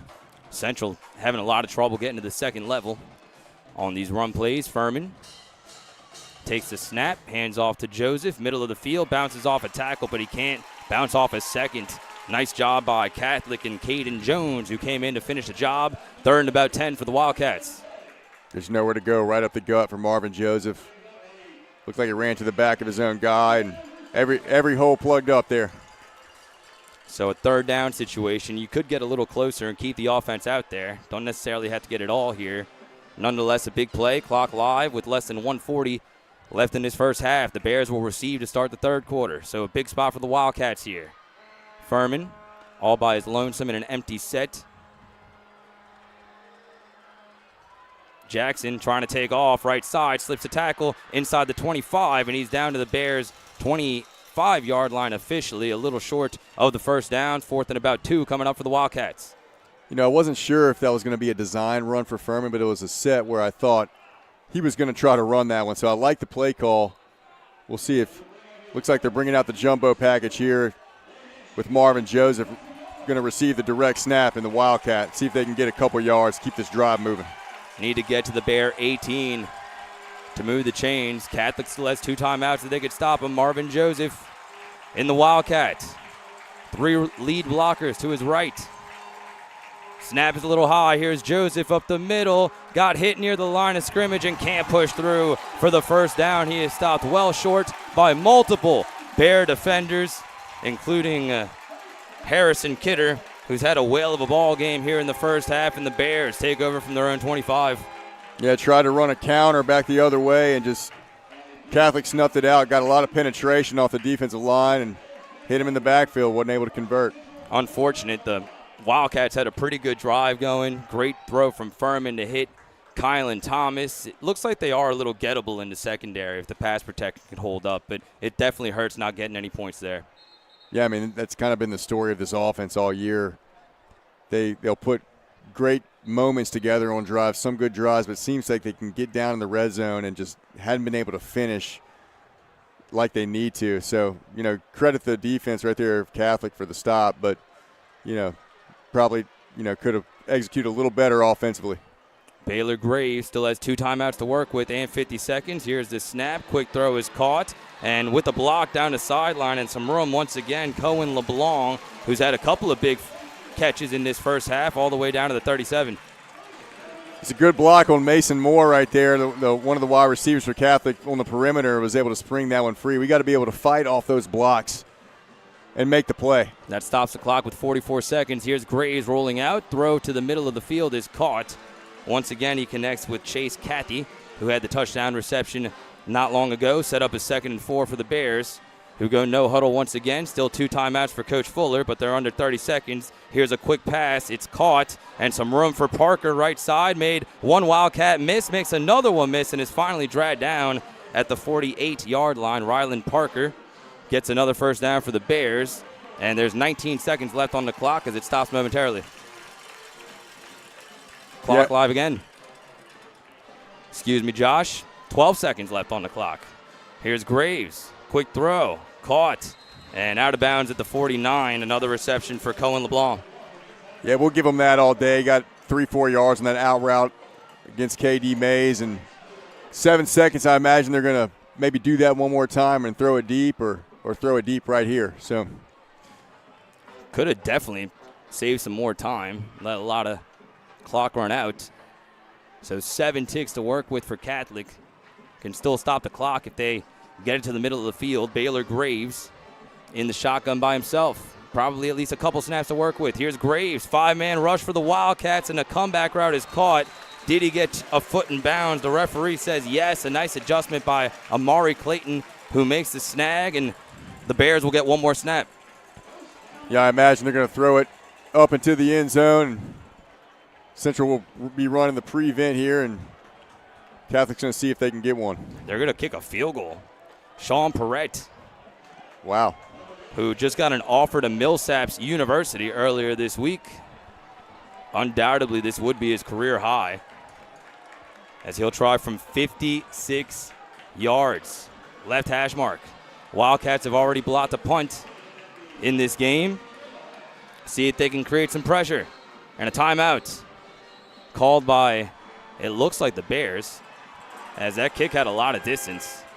But I believe Hudson Fuller called the timeout. Yeah, so they have a guy that can obviously make it from 56. That's pretty impressive for a high school kicker, I'll say that. Very. And it kind of explains the clock management a little bit more. Definitely a team that trusts its kicker. And you do have to be careful if you're Catholic, however. The only reason Central's even close in this game is because of a punt block. And a negative play on special teams for Catholic could be huge for the Wildcats. Yeah, Mario, with that low trajectory that he's going to need a punch, use for this kick, it gives Central the ability to potentially block this one. And, man, if they could block it, scoop it, and score it, it's been done before. That it has. You would know better than anyone. So it'll be a 56-yard attempt for Sean Perrette from the left hash mark. Wildcats do not have a returner, and another stoppage of play. That one was blocked, but not going to count. Now the Wildcats call their last timeout as Coach Simino will try to ice his ex-team. Good first half here so far. We've had some punches thrown from both teams. The Bears are kind of dominating in the trenches right now, having a lot of success in the run game, while the Wildcats can't really get anything going. You're still in the game here regardless of this play, but a lot to clean up in the second half. Yeah, you nailed it. I'd say up front right now, the Bear Catholic High is winning that battle, and that's what it comes down to in football. I don't care what level you're at. If you can win the front 7 matchups and be more physical in the trenches, then you're going to win the football game. And Catholic has done just that in the first half. So the Bears with a 14-point lead, and they're trying to add on to it here. Long field goal attempt coming up for Sean Perrette. Wildcats have already blocked a kick. As we await the final snap here in the first half. Here it is. Perrette puts it in the air. Does not have the distance, and it's well short of the crossbar. So the field goal is no good. The Wildcats salvage a little bit of momentum as we head to the third quarter of play. It will be Catholic football to start the second half, as the score here at Memorial Stadium is the Bears 21 and the Wildcats 7 after the first half. Mario Jerez alongside Josh Johns. We're back after this break with the third quarter. You're watching Wildcats football.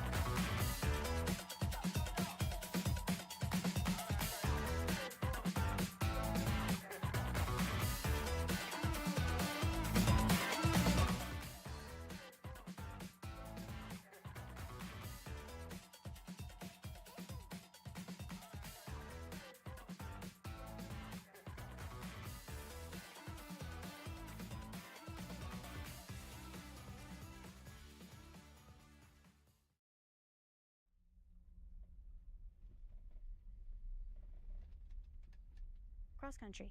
Some call it a sport, others call it a way of life. But for me, it's been a journey of self-discovery. I wanted to push my limits and see what I was truly capable of. And what has it done for me? It's taught me resilience. It's shown me the power of perseverance. But most importantly, it's given me a sense of belonging. Cross country isn't just about running. It's about finding yourself in every step you take.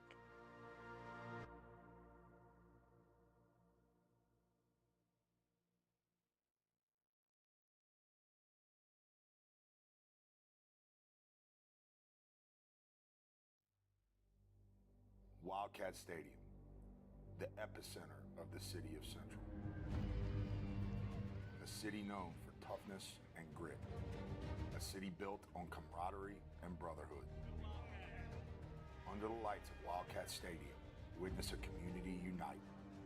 For generations, the people of Central have come out in full force to support their Wildcats. Our traditions and roots are strong. We celebrate the legacy of all those who have sweat and bled in the maroon and white. We are proud of our past and passionate about elevating the future.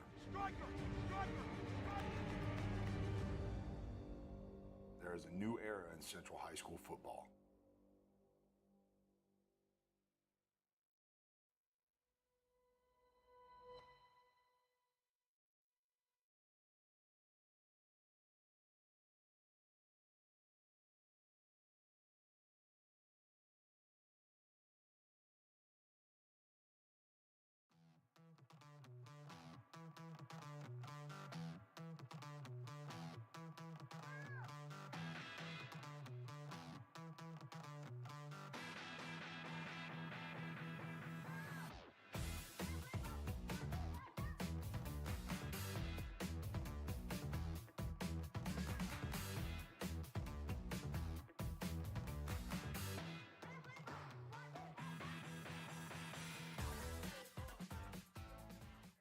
At Ochsner, we know healing is a team sport. That's why we've partnered with world-renowned orthopedic surgeon Dr. James Andrews to create the Ochsner Andrews Orthopedics and Sports Medicine Institute. Whether you're a professional athlete or a weekend warrior, our team of specialists are dedicated to getting you back in the game. So whatever your reasons are for reaching your personal best, we've only got one: you. Ochsner Andrews Institute. Long live you. My mind is set, my grind is set, my heart on ice cold. I'm only here to even a score. Whoa. My mind is set, my grind is set, my heart on ice cold. We down right now, but did it before. Whoa. See from here we going up. Made the call, I shown up. Now the game is sewn up. Say my name is blown up. We up, we up, we up, we up, we up, we up, we up, we up. See from here we going up. Made the call, I shown up. Now the game is sewn up. Say my name is blown up. We up, we up, we up, we up, we up, we up, we up, we up. Why do I love teaching at Central? We believe in the power of education to change lives. We're not just a school. We're a community that invests in its students and teachers. Collaboration isn't just encouraged, it's essential. Our main focus is to achieve our shared goals and make a meaningful impact on the world around us. Join us in the Central Community School System, where collaboration and growth are not just ideals, but a foundation of everything that we do. Your future is Central.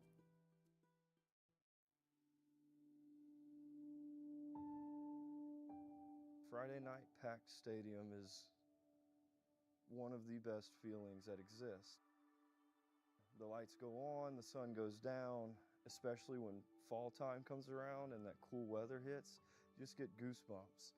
And then to look out and see a stadium full of people in our community, supporting our kids, supporting our students, and trying to get them to achieve greatness. The first time I watched the band and the football players walk through those gates, and here, I'm getting goosebumps right now. That's how exciting it was to me, because I was jumping literally up and down. I've seen big, grand, great changes in our community because of athletics in itself tying into the opportunities in arts and academics, but there is so much buy-in within the school that is bleeding out into the community. I mean, Friday Night Lights has a whole different name to it. The stadium's packed, the student section is packed, and it's just a real big community feel. Well, to see the community, a community of 30,000 people, when on a Friday night you have, a couple thousand people show up, take everything and put it to the side and go do Friday Night Lights. I mean, it's a big deal. We're a big, small town. We have a lot of people, a very large city, but on Friday nights, it has the true feel of a small town. You can definitely feel an energy and enthusiasm that we haven't felt, in quite a few years around here. And so it's really helped them. They feel like they're representing an up and coming, fun school to kind of be at. And so that's kind of helped us in our competitions as well. They're truly invested into the athletic programs that we have. And you can see it growing not only on the field and the interest of the players, but also in the athletic facilities.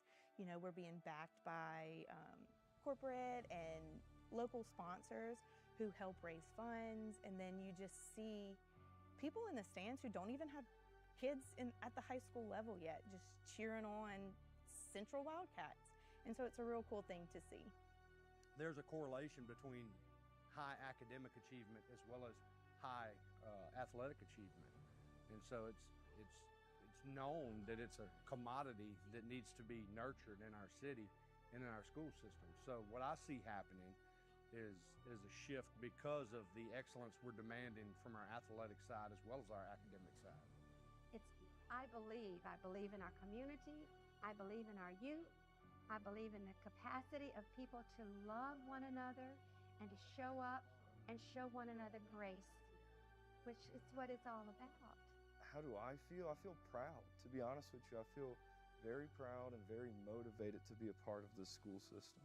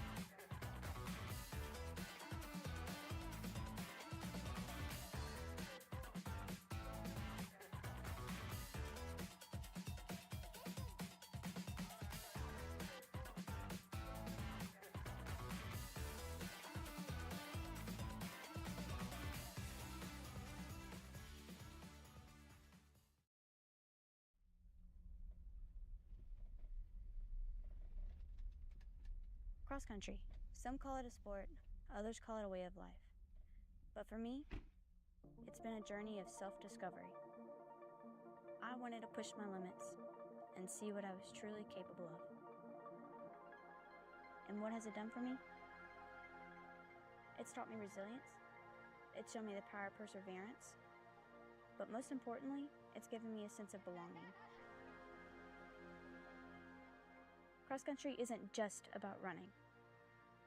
It's about finding yourself in every step you take.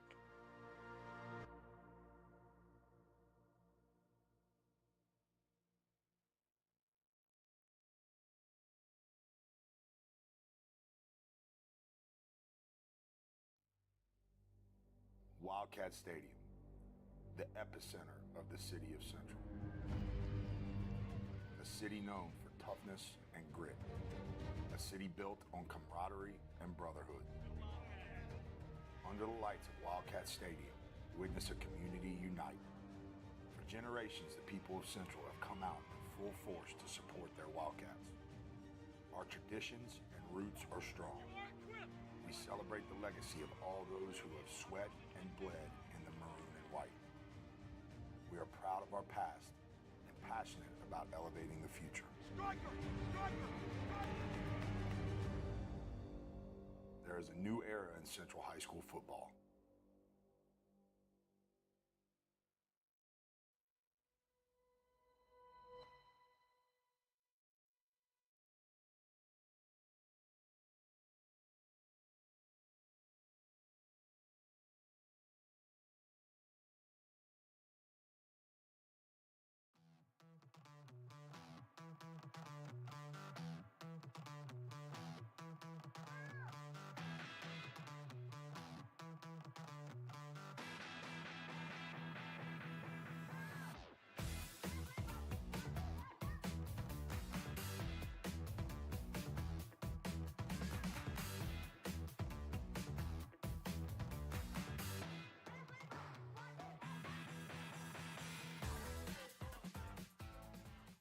At Ochsner, we know healing is a team sport. That's why we've partnered with world-renowned orthopedic surgeon Dr. James Andrews to create the Ochsner Andrews Orthopedics and Sports Medicine Institute. Whether you're a professional athlete or a weekend warrior, our team of specialists are dedicated to getting you back in the game. So whatever your reasons are for reaching your personal best, we've only got one: you. Ochsner Andrews Institute. Long live you. My mind is set, my grind is set, my heart on ice cold. I'm only here to even a score. Whoa. My mind is set, my grind is set, my heart on ice cold. We down right now, but did it before. Whoa. See from here we going up. Made the call, I shown up. Now the game is sewn up. Say my name is blown up. We up, we up, we up, we up, we up, we up, we up, we up. See from here we going up. Made the call, I shown up. Now the game is sewn up. Say my name is blown up. We up, we up, we up, we up, we up, we up, we up, we up. Why do I love teaching at Central? We believe in the power of education to change lives. We're not just a school. We're a community that invests in its students and teachers. Collaboration isn't just encouraged, it's essential. Our main focus is to achieve our shared goals and make a meaningful impact on the world around us. Join us in the Central Community School System, where collaboration and growth are not just ideals, but a foundation of everything that we do. Your future is Central.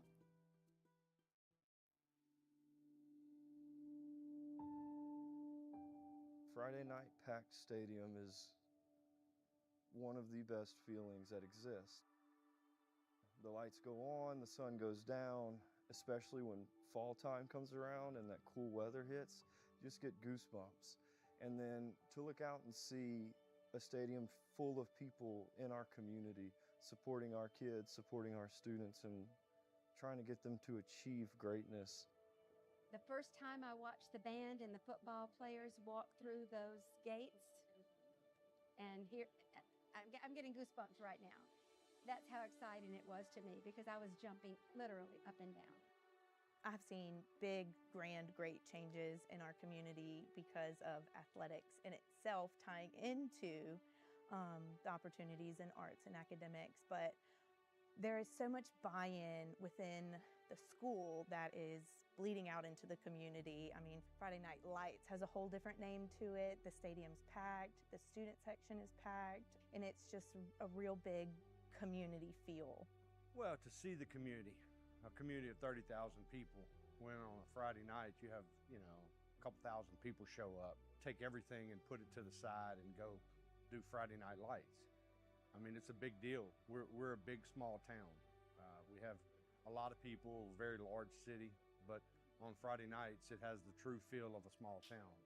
You can definitely feel an energy and enthusiasm that we haven't felt, in quite a few years around here. And so it's really helped them. They feel like they're representing an up and coming, fun school to kind of be at. And so that's kind of helped us in our competitions as well. They're truly invested into the athletic programs that we have. And you can see it growing not only on the field and the interest of the players, but also in the athletic facilities. We're being backed by corporate and local sponsors who help raise funds. And then you just see people in the stands who don't even have kids at the high school level yet, just cheering on Central Wildcats. And so it's a real cool thing to see. There's a correlation between high academic achievement as well as high athletic achievement. And so it's known that it's a commodity that needs to be nurtured in our city and in our school system. So what I see happening is a shift because of the excellence we're demanding from our athletic side as well as our academic side. I believe in our community. I believe in our youth. I believe in the capacity of people to love one another and to show up and show one another grace, which is what it's all about. How do I feel? I feel proud, to be honest with you. I feel very proud and very motivated to be a part of this school system.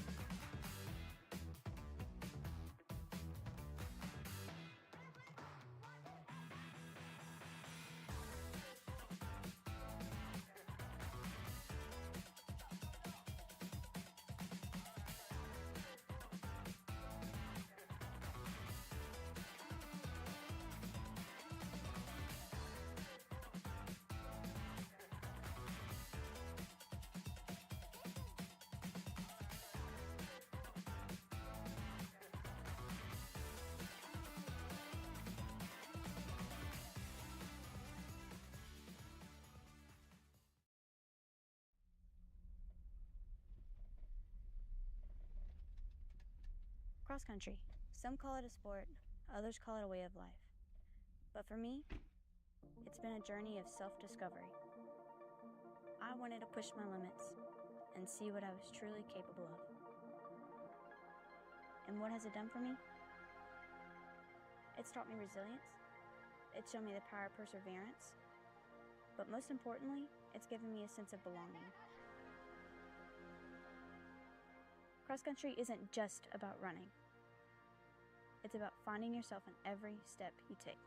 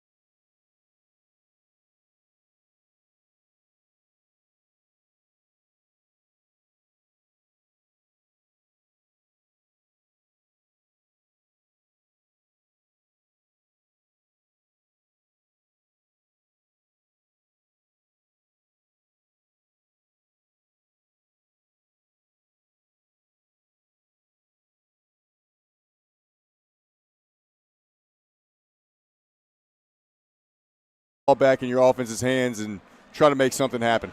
Blason Stoken did have a pump block for Central in that first half, a big play that set up the lone score, and the Wildcats have some ground to make up here in the third quarter as Nathan Zimmer's kickoff is in the end zone once again. 1st and 10 for Catholic, moving left to right, and a really good first half for Catholic quarterback Baylor Graves, who did some damage with his legs, kept some plays alive while he kept his eyes down the field. Really good dual threat quarterback for Catholic.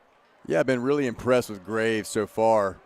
You know, like you said, made some big-time runs on 3rd and longs and maybe even some 4th downs. And, you know, he's read the read option really well, given it when he's supposed to, pulled it when he's supposed to. So good job so far by the signal caller for Catholic. 1st and 10 Bears from their own 20. Graves, after 2 touchdown passes in the first half, takes the snap, hands off up the middle. Not much space that time for Miles. Nice job by the Wildcats. Mays in there on the tackle. 2nd and 9 coming up for Catholic. Good job up front by the Central defense, just not allowing them anywhere to go. And, Catholic had some room in the running game in the first half, and that's where Central really needs to tighten up here in the second half if they want to give their team a chance. Second down, here's the snap, handoff to Miles once again, this time trying to left side, and the same result, nowhere to go. Big DK Mays was there to bring him down. 3rd and long coming up for Catholic. A lot better so far on this first drive of the second half by the Central front, on the defensive front. Typically such a dominant unit, seemed a little out of whack in the first half, and going to have to play a dang near perfect game here in the second half to give their team a chance. Bears were very aggressive on 4th down, converted all 3 times in the first half. Don't know if they're far enough up the field to do that. 3rd and 8 as Graves puts a man in motion, takes the snap, quick out, is caught, and looking for space. Alex Hafeen doesn't have the first down, and did the ball come out at the end there? They say that it did, and the Wildcats are on top of it. Looked like a routine play, but that football came out, and Central recovers at the 26. It looked like Mays punched it out at the last second. And on top of the football for the Wildcats, Deshad Sheridan, a big play for Central's defense. Incredible job, first drive by this defense. Even without the fumble, great defensive series right there. And, just to top it off, get the fumble recovered, give your offense a short field and a chance to go down here and make this a one-possession game. Huge play for Central's defense. KD Mays forces the fumble, and the Wildcats in business. Can they cash in? 1st and 10 from the Catholic 26. Jackson Furman takes the snap, fakes the handoff to Garnett, runs to his right. Jackson's got nowhere to go, makes a man miss, trying to make something happen as Jackson keeps his legs churning, gets back to the original line of scrimmage, and a flag after the play. A lot of extracurriculars. We'll see who they penalize here. It's got to be on Catholic for finishing that play well after the whistle. I imagine that's going to be 15 yards in the right direction for Central. And that worked out a lot better than it could have. It is indeed a personal foul on the Bears. Furman had nowhere to go. He was ducking and dipping and diving and dodging, and the Wildcats get a good result out of it. Yeah, played really well by Catholic, and just a boneheaded decision by the tackler to take him to the ground well after that whistle. But, you'll take it if you're Central right here inside the 15-yard line, the chance to go down and make this a one-score game. So the Wildcats off the fumble recovery play a 1st and 10 inside the Central 15. Here's the snap to Jackson, gives to Marvin Joseph up the middle. Doesn't have anywhere to go. It was played nicely by the Catholic D-line. Still moved it forward for about 2 yards. 2nd down coming up for Central.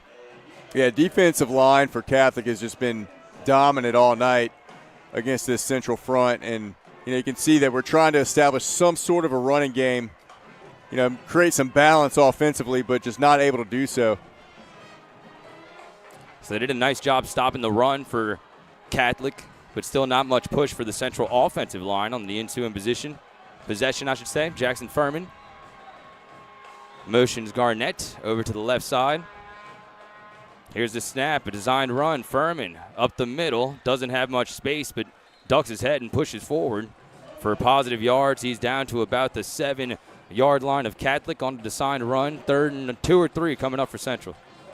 Yeah, decent push right up the middle right there, and just putting the ball in your playmaker's hands and letting him run. And again, I think they need to do more of that. Central does. The second half is get Furman outside the pocket, maybe some design runs. I mean, the guy can hurt you with his legs, and I think we need to see more of that in order for this offense to move the way they need to. Wildcats have had trouble with the short yardage tonight. 3rd and 3 inside the Catholic 10. Furman in the shotgun, takes a snap. Here comes the blitz from the Bears. Furman needs to let it go. He does, and it's incomplete. There was a receiver in the area. They say Jackson's arm was moving forward. The pressure was applied by the Bears. 4th down for Central, and here comes the special teams unit. Yeah, Furman tried to extend the play and had a guy leaking over the middle who was open, but Furman was getting hit and tackled and couldn't put any juice on it and get it to his receiver, and 4th down for the Wildcats. Would say I'm surprised at this call, but Wildcats have had trouble getting push in short yardage situations, so they do send Nathan Zimmer out there to try from 24 yards from the right hash. Wildcats still without Hayes Mathern, and now they'll switch up the formation. Furman is in there as a holder. And Zimmer will try from 24 yards out. It's a good snap, a good hold. Zimmer's kick is up, and it is good. The Wildcats get points off the turnover as they turn a KD Mays forced fumble into a field goal from Nathan Zimmer from 24 yards out. And with 8:28 left in this third quarter, it's the Wildcats 10 and the Bears 21. We're back after this short break. You're watching Wildcats football.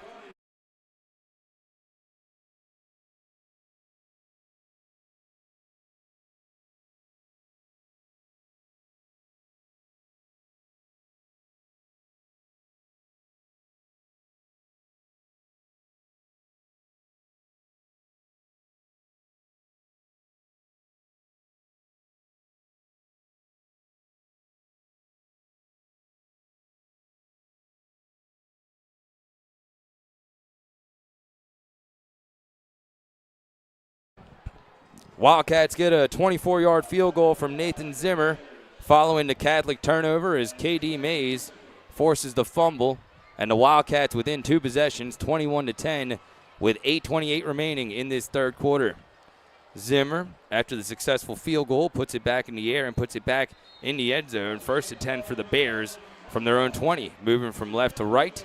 So a successful start to the defense here in this third quarter. Josh, we'll see if they can keep it going. Yeah, you really would have liked to seen a touchdown on that drive with such good field position, but a positive start for the Wildcats here in quarter 3. And if this defense continues to play well, like I mentioned last possession, they get to play a perfect game to keep Central in this one. And if they continue to play well, you know, who knows what can happen. Just keep getting off the field and getting the ball back into Furman's hands. We've seen it before. We remember the comeback win against Neville in the playoffs last season. We'll see if the Wildcats can do something special here. Here's the snap, a handoff left side, bouncing off a tackle, Rylan Parker. Nice job after contact by Parker, who ends up picking up about 2 yards. 2nd down coming up for Catholic. Yeah, Parker picks his way for a few yards on that left side, but good pursuit by the Central defense to bottle that one up. Looks like someone's injured down there. Nice job, Alex Stewart, coming in from behind, and there is a player shaken up. Hard to tell who it is from here. I believe that's a Catholic player. We'll try and get a better look at it, as this injury timeout is brought to you by Ochsner Sports Medicine. Dr. Jeremy Burnham, Dr. Sean Bradley, and their team provide world-class care to student athletes of all sports. Whether it's before, during, or after the game, the Ochsner Andrews Sports Medicine team here in Baton Rouge ensures our athletes perform at their peak. In times of injury, their sports medicine team diligently works to get our athletes back in the game swiftly and safely. Learn more at ochsner.com/sportsmedicine. Working on the injured player here at the 30-yard line. It is a Bear. And he's up with the help of his trainers. Trying to get a good look at the number here. That's 50. That would be Joshua Shelton. And certainly we hope the young man is okay. Really good performance by the Bears offensive line so far. Now 1 man down. Yeah, they've done a really good job, both offensively and defensively across the front, you know, just dominating this game so far and creating lanes for their running backs and for Graves to run through as well. And then defensively have done a pretty good job, really good job against this Central offense. The Wildcats have had some trouble offensively, but a couple of big swing plays by the defense and the special teams. Blason Stoken got a punt block in the first quarter that set up a Marvin Joseph touchdown, and then KD Mays forces a fumble. So the Wildcats get a little bit closer. Now the Bears offense is back on the field for the 2nd time in this third quarter. Baylor Graves leading the way at quarterback. 4 receivers at the bottom of your screen. Motion a couple men over. Rylan Parker in the backfield with Graves. Here's the snap back to Graves, gives to Parker up the middle. Now a cut back towards the right side, gets out of the grasp of Marvin Joseph. There is a flag down back at the 25-yard line. We await the call. As of now, it is a 1st down run for Rylan Parker. Interested to see what they call here.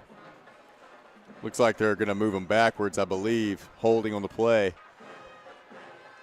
Catholic's doing a really good job offensively of motioning guys across, making the defense of Central shift and get out of position, and they're finding some lanes, you know, by doing that, and they've done it all game. So that, you know, credit to their offensive game plan and scheme so far. Seems to be working. Where the Bears have gotten themselves in trouble is situations like this, behind the sticks.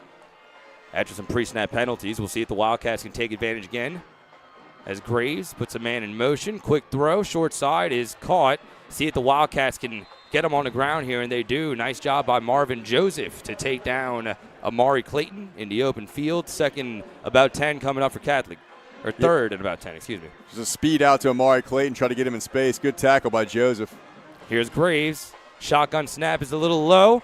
Puts it up, middle of the field, and an excellent throw as he hits his receiver in stride. Cohen LeBlanc into Central territory all the way down to the 44-yard line. Big play by Graves.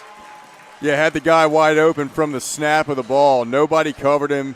The safety, Caden Luke, didn't follow him across the middle. A little miscommunication. Thought somebody else was going to pick him up.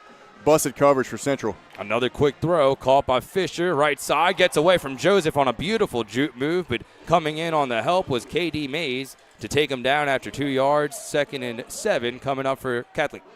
Yeah, Joseph didn't make the play, and good move right there to get a few extra yards, but KD Mays cleans it up. Here's Graves rolling out to his left, gets a nice block from Fisher in the backfield, floats one up kind of dangerously, but an excellent adjustment made at the 35-yard line. What a catch by LeBlanc, who's having himself a heck of a game. Catholic just making plays. You know, they're making the plays, and, you know, they're blocking well up front. Receivers making plays, making grabs, and quarterback making throws. You know, they're executing really well. So Graves, after a couple first down throws, back in the shotgun for 1st and 10. So many formations, so much variety for this Catholic offense. As Graves takes the snap, hands it off. This is Miles once again up the middle, dragging Scott Smith Jr. forward for a few yards. Gain of about 4 on the play. 2nd down for Catholic. Yeah, not a bad run right there. Lowered his shoulder, got a few extra yards. Central bottled him up pretty well. Let's see what they come out here in 2nd and about 6. Under 6 minutes to play here in the 3rd quarter from Memorial Stadium. 11-point lead for Catholic and looking to build on it. Here's the snap, the handoff to Parker. Up the middle, gets away from contact, bounces it out to the left side. He's got a block inside the 10, all the way down to the 6-yard line. Another big run for Catholic, who's knocking on the door. And you can see what Catholic is going to do this second half. They're going to run the football. They're going to make Central stop the run. And I would do the same thing. You've had success all game up front, and until Central shows that they can stop it, you know, I'd keep doing it. 21-10. Here come the Bears with a no huddle. A Wildcat formation. Snap goes to Parker, who tries the right side. He gets a block and an excellent finish to the run on the touchdown for Rylan Parker. His first of the game, and the Bears extend their lead. Yeah, just runs around the right-hand side, and looked like Central had pursued pretty well. Looks like a little block in the back right there by the cornerback, on the cornerback, Stephen Rennell, who was in position to try to come make that play. But nonetheless, Catholic marches right in. So the Wildcats unfortunately trade a field goal for a touchdown. And Perrette back out there for the extra point. Kick is up, and it is good. Catholic with a big response after the turnover and Central field goal with 5:24 remaining in this 3rd quarter. It's Catholic 28 and the Wildcats 10. We're back after this short break. You're watching Wildcats football.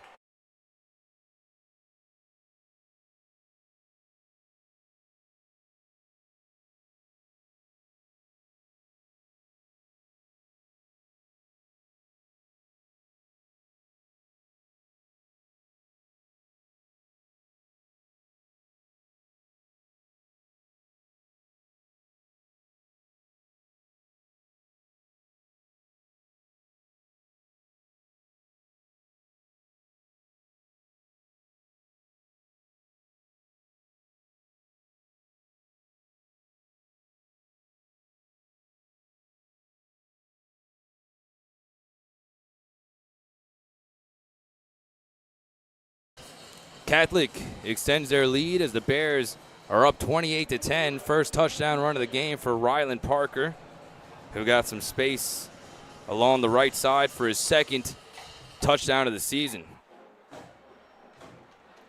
Here's the kickoff to Stephen Rennell. looking for a seam at the 20. He's taken down nicely at the 22-yard line. Nice job there on special teams by the Bears. And that was, I believe, Bradford who made the play. First down for the Wildcats here. Down 18, trying to make something happen. Good coverage all night for Catholic on their kickoff team. Just running their lanes, staying disciplined, and not letting Rennell get into the open. They've laid some big hits, and Steven hasn't been able to get anything going. The Wildcats also made a big play on special teams with Blason Stoken blocking that punt. Down 18 here in the third quarter, however, playing a 1st and 10 from their own 20. Furman sharing the backfield with Jaden Garnett this time. Takes the snap, hands off to Jaden, who tries the middle. Now left side, there is a flag down on the plays. It's a minimal gain for Garnett. Nice job again by the Catholic defense as Blaine Bradford led the way. We await the penalty. There's nowhere to go right now for the run game for Central. They're trying to establish that running game, but just cannot seem to get a push against this Catholic defense. Looks like it'll be a hold on the Wildcats. So to stay first down, but make the situation more difficult. 1st and 20. This Catholic offense has had trouble getting going and putting together long drives. Have had some big plays, including the 40-plus yard gainer on a long pass from Furman to Thomas, but haven't broken many big runs and still kind of stuck in the mud here. Furman in the shotgun again, takes the snap. He's back to throw. Furman lets it go, middle of the field, and it's incomplete. He did have a man open at the 40-yard line, but a little bit too much mustard for Tyron Williams. Second down coming up for Central. Yeah, Tyron Williams running a post across the field. Had a couple steps on the defenders, and Furman just couldn't find him. Missed opportunity there. Got to hit those if you're going to get back in this game. Create a 2nd and 20. Central playing from behind here. Don't have to quite abandon the run game yet, but the clock will certainly become a factor soon, especially if you can't get points on this drive. Furman directing traffic. Marvin Joseph back in the game. Garnett stays in as an offset back to the right side. 2nd and 20. Here's Jackson, gives to Joseph, right side, got a block. Now he cuts it back towards the middle. Marvin Joseph still in his feet, spinning out of contact. Back past the original line of scrimmage. A nice job on a 12-yard gain from Marvin Joseph to make it 3rd down for Central. I'd give Marvin Joseph the ball in space as much as possible. The guy's got a burst. He's just good with the ball in his hands, and he knows how to run the football. He cuts it upfield. He shows you a good burst, and he's hit some home runs all year long. And I try to get that guy the ball, feed him the rock. Marvin, the leading rusher for this Wildcats team, coming into the game. 3rd and 8 for Central. Second offensive possession of the third quarter. Got a field goal the first time. Trying to cut into this Catholic lead. Here's the snap back to Jackson. 4-man rush for Catholic. Furman lets it go. Middle of the field. He's got Thomas at the 34-yard line. He's hit hard, but not before he gets a first down. Caden Jones makes the big hit, but not before a 14-yard gain and a big first down. Just a nice job by Furman to roll out, extend the play, look back across, and saw KT curled up right past the first down marker and put it on his chest. It was a good execution right there. So Thomas has had a couple of big plays in this game, continues his very good season, especially considering the circumstances and him being part of that car wreck, along with Jackson Furman and Manny Williams, who remains in our thoughts and prayers. 1st and 10 Wildcats after the big catch by Thomas. Jackson Furman in the shotgun again. Here's the snap, gives off to Joseph, nowhere to go as he's taken down at least a yard behind the line of scrimmage. And a nice job by the Bears once again, winning the battle along the defensive line. 2nd and 11 for Central. Yeah, just again, nowhere to go for Joseph. And if he has a crease, he can make something out of it, but not much going on that play as there's nowhere really to go. Just a good job up front by that defensive line again. Especially between the tackles, the Wildcats have had trouble getting anything going against this big Catholic defense, coming off a win last week where they gave up just 14 points to Liberty. 2nd and 11 for Central. Furman with Garnett on his left hip. Under some pressure, Jackson gets away from it. Nice juke move near the 40, and Furman gets some positive yards on the scramble drill, and he's down to the 40-yard line to set up a 3rd and about 5 for Central. Yeah, pressure off the edge immediately, kind of put Furman into run mode, and he was able to get something out of nothing there, at least make a 3rd and 5, 3rd and manageable here. Big-time play. They got to have it if they want to stay in this football game. See if it's 4-down territory yet for Coach Simoneau. Furman in an empty set. Here's the snap. 4-man rush for the Bears. Furman under some heat. Thought about taking off. Instead lets it go. Middle of the field and connects with Kylan Thomas once again, who's been clutching this game. Down to the Catholic 49. There is a flag down in the secondary around the 40-yard line. We await the call from the official.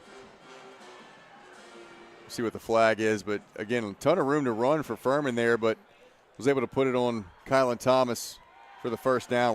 We'll check the flag. Hopefully this doesn't erase another big play from Thomas, who's made some big plays in this game. I think the Wildcats, as they're trying to build an identity here, looking for a big play guy that they know they can count on clutch situations. And so far, Kylan Thomas is certainly a candidate for that. Well, this game has kind of shown us that we still don't have an identity offensively. We got to find out who we are. You know, if we can't run up the middle, then we can't run up the middle. You know, we got to figure it out. We got to be able to get the ball to our playmakers in space, because we have guys that can hit the home run. We have guys that can make plays down the field, and we obviously have a quarterback that can make plays as well. So, you know, I know these coaches, of course, know that, and they're just trying to figure out what this team can do offensively and when they're at their best. Well said, partner. Penalty was on Catholic. It was declined. 1st and 10 Wildcats at the Bear 49. Here's a double reverse play. Now a flea flicker back to Furman. He's got Womack wide open in the middle of the field. Let it hang up for too long. And there is a flag down at the 10-yard line. There was a lot of contact. Womack down, holding his right leg as there's so much going on. A double reverse turned into a flea flicker as Furman tried to get it to Thomas down the field. Put too much air under it, but looks like they'll get the Bears for a PI. Yeah, and I'm just looking at Keith and Womack right now. He's writhing in pain down there. Hopefully he's okay. It looked like his right leg. Hoping Keith and Womack is okay. This is a veteran player, someone this team has counted on for multiple years. Certainly someone Jackson Furman trusts very much. Coming into this game, Womack, the second leading receiver on this team behind Kylan Thomas with 267 yards and a touchdown this season, and that did not look good. Certainly we hope Keithan is all right.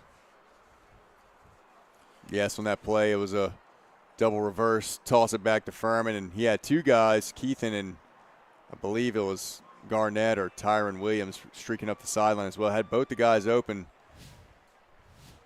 As we get a second look at this, Womack had a good 10 yards of separation, landed awkwardly, and now he's limping off the field with the help of his trainers.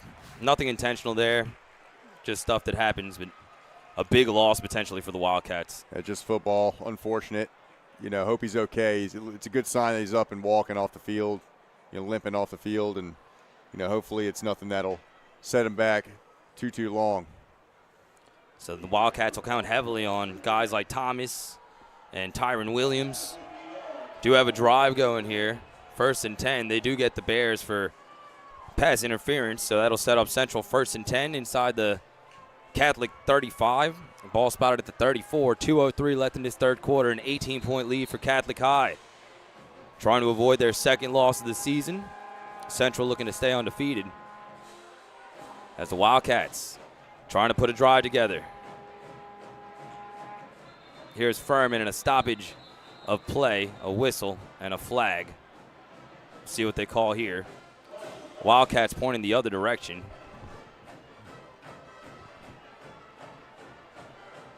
Can't put yourself behind the sticks. It is against the Wildcats. It'll remain 1st down.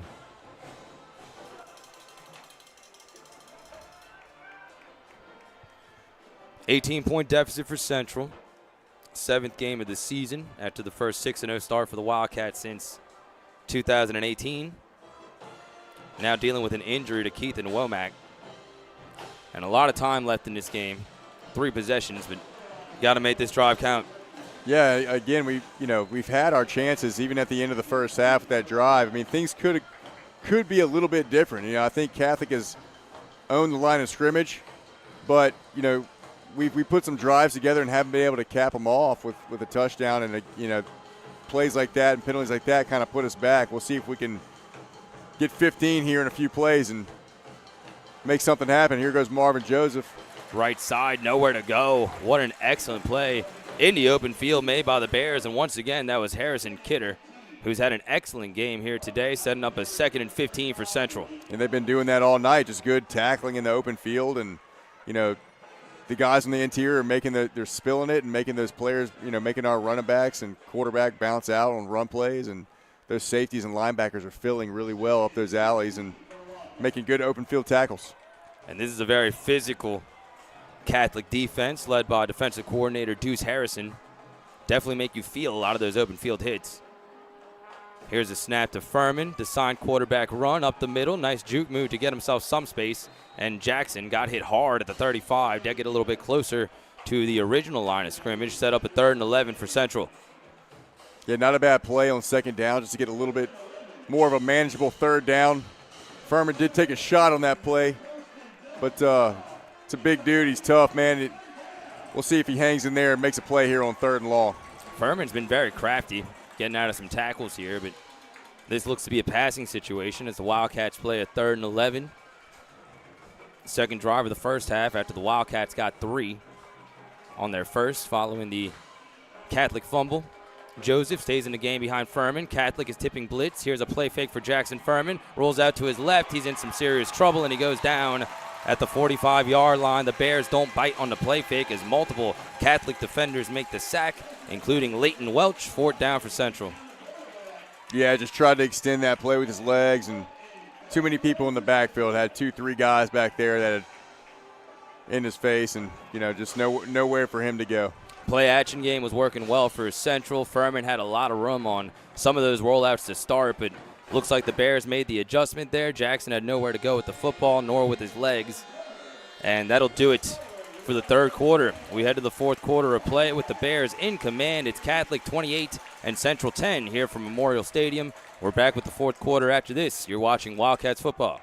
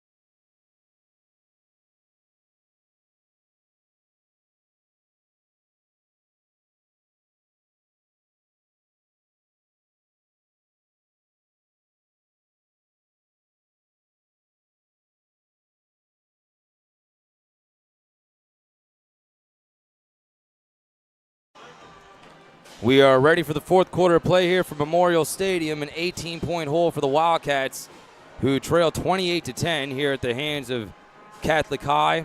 Nathan Zimmer puts it in the air in the first play of the 4th quarter. It'll take a Wildcat bounce. Bradford will field it near the 15-yard line. Made a couple of Wildcats run into each other, but did pick up a couple of extra yards. 1st and 10 Catholic from their own 20, leading by 18 points, 11:51 remaining.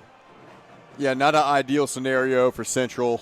Starting the 4th quarter, giving the ball back to Catholic, down by 18. Got to make something happen here. Have to make a big play, turnover, in order for us to really get back into this one and have a shot in the 4th quarter. Wildcats defense has made some good plays. They put themselves in some favorable situations. Credit Catholic, who is 3 for 3 on 4th down so far, including a touchdown. So the Bears have been clutch. They've been very multiple on offense. A lot of shifts and play fakes that have definitely kept this Central defense on its toes. Baylor Graves takes the snap, hands off, big hole, and a burst for Catholic, an 8-yard gain on 1st down. New running back in the game, that was Aiden Calkin, 2nd and 2 for Catholic. I think you're going to see a heavy dose of that here in the fourth quarter. Try to keep this clock moving.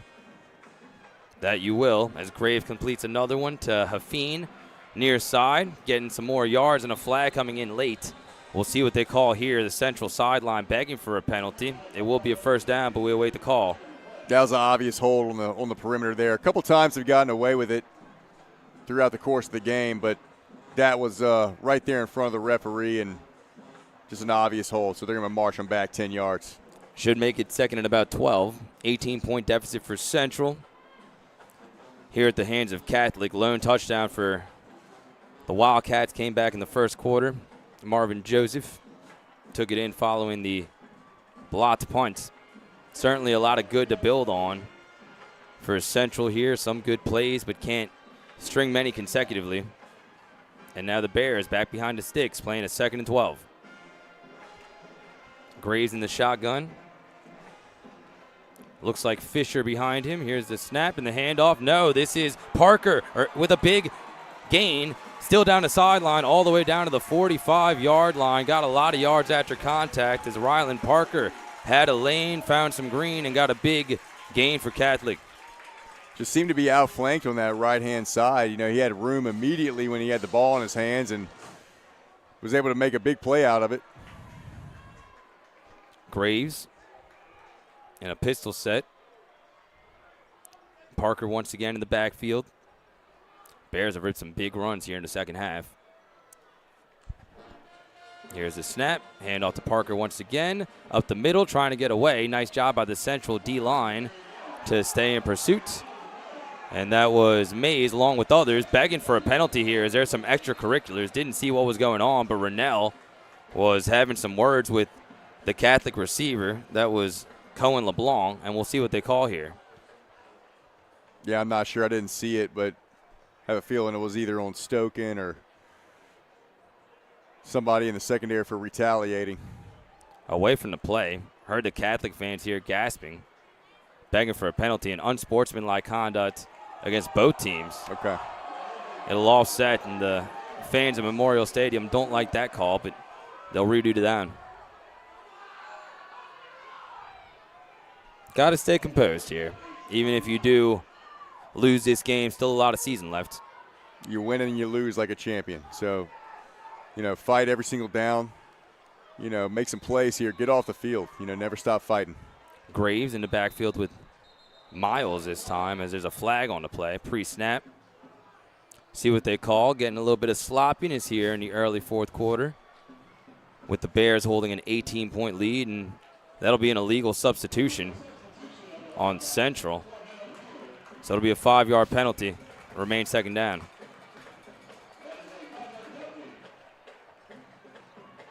A little bit closer for the Bears, who are now in Central territory at the Wildcat 49. Yeah, they're going to keep running the football. You know, they're having success with it, and the clock's going to keep ticking, and Central needs to step up here and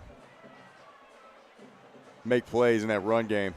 Here's a snap back to Graves. Throw to the short side is incomplete. Excellent break on the football by Stephen Rennell, who separated the receiver from the football. It's third down for Catholic.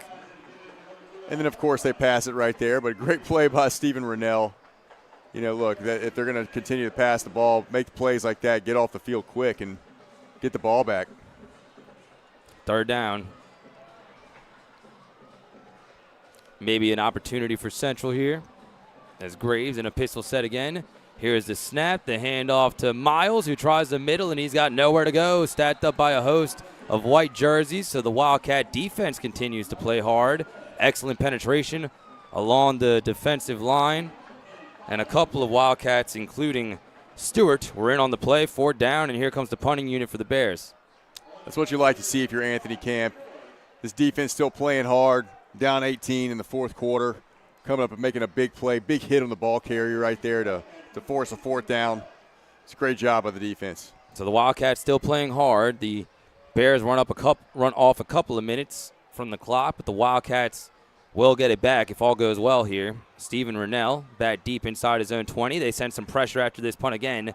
They do get it away. Rennell will field it and drop it at the 20. Ball is still loose near the 15. There's a scramble for it. We'll see who has it.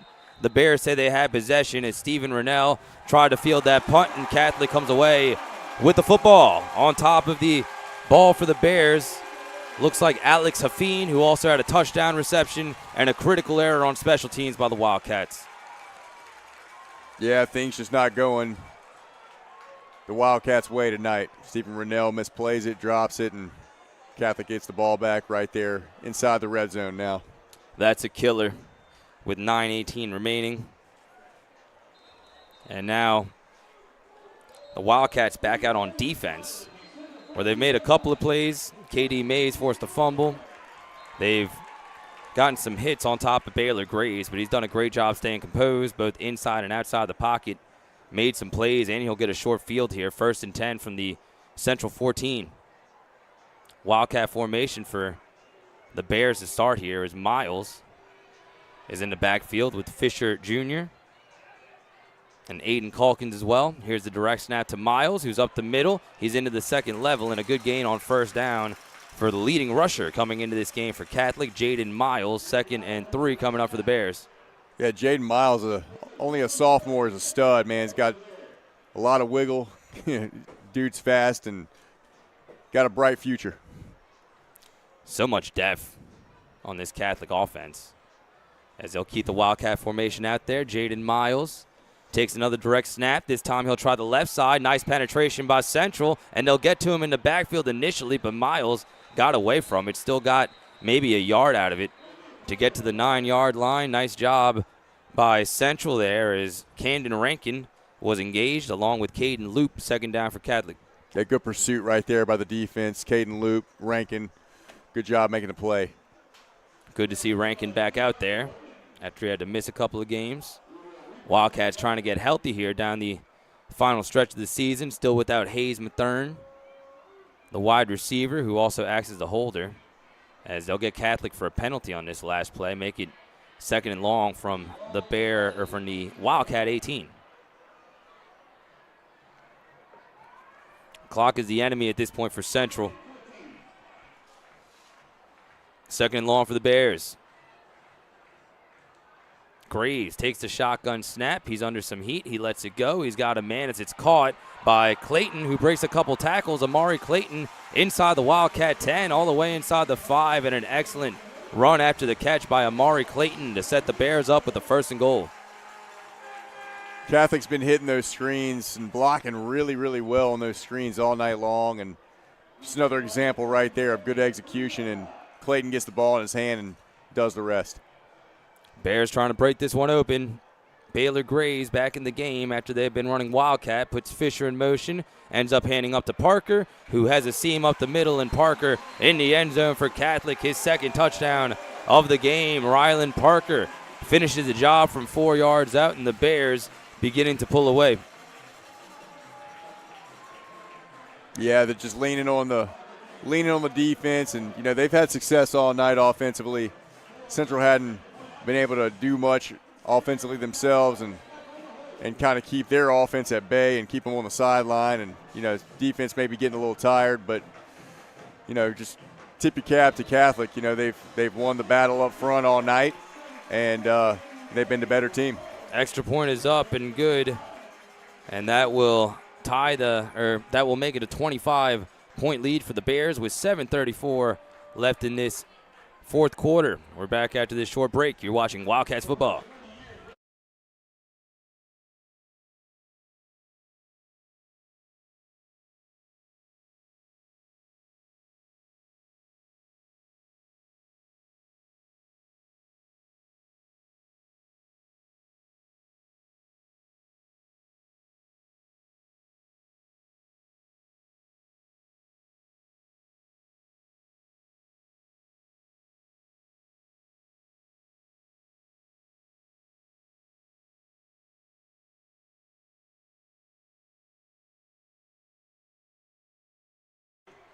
(35-10) lead for Catholic here from Memorial Stadium.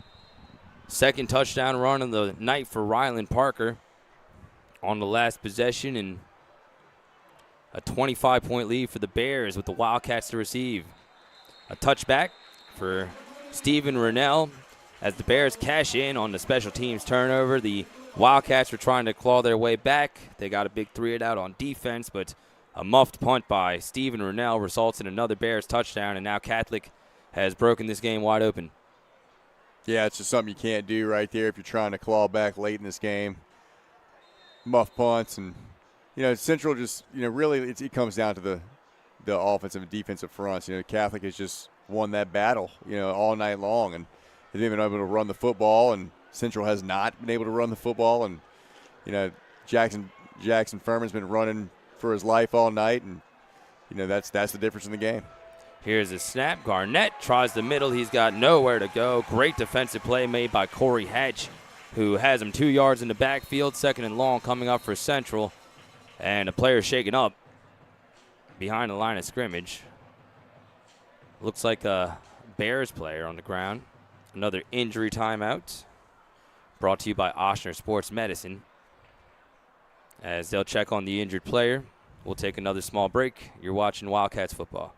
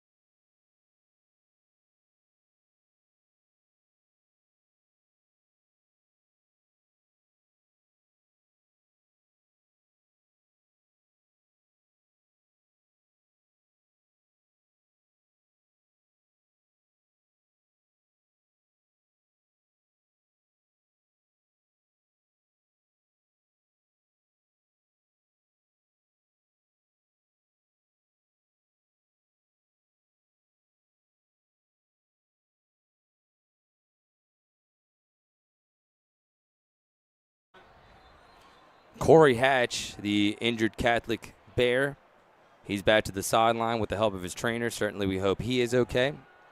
After Hatch just made a tackle for loss on that last play, it'll bring up a 2nd and 12 for Central. Big 25-point hole here on the road. And what's looking like it's going to be the first loss of the season. Furman takes a shotgun snap. 4-man rush coming from Catholic. Jackson trying to get away from the pressure. Able to do so. Nice effort by Jackson Furman to get away from the sack and lunge forward to the 28-yard line. Furman coming up a little bit gimpy, unfortunately, and we have another player shaking up for Catholic. Yeah, Furman's going to keep fighting. Look, hadn't had much success all night, but, look, ran out in a 5 wide here down 25 with 7 minutes left. So, I just know that this Central team is going to continue to throw punches and try to get better and make plays. They'll check on the injured player. Wildcats will try to regroup next week as they take on Liberty at home. Still have another road game against Scotlandville later this year, and a big matchup at home still to come against Zachary. As the Wildcats played the Broncos really close last year in an away game, they'll try to avenge that in a couple of weeks. Yeah, a lot of football left in the season. This is one where you're going to go back to the drawing board and you're playing a really good team tonight. Again, they won the state championship last year, and they have a really solid team again this year with a chance to make another run. And so you're playing a very talented team, a very well coached, disciplined team, and there's a lot. After they look at the film and diagnose this, there's a lot that's going to be learned by both the offense and defensive units. At the end of the day, it would only be one loss. And like you said, can certainly still have a lot of productive film sessions. And you still want a good close to this game. Even if it's too little too late to win, you can put a dent in the scoreboard here and establish some momentum. 3rd and short for Central. Furman sharing the backfield with Marvin Joseph, who scored the lone touchdown of the game for Central so far. This is Garnett up the middle, and he's got nowhere to go. Excellent job once again by the Catholic High defense, who isn't giving up anything on the ground here in this second half. Harrison Kidder in there to make the play. He's had himself a heck of a game. 4th down for the Wildcats. Yeah, I said it earlier. Offensively, we just need to find what works for us. If we can't run the ball between the tackles, then, we try to get the ball to our receivers on quick screens and to our running back. Get creative some way or another to try to gain some offensive yards and stay on the field.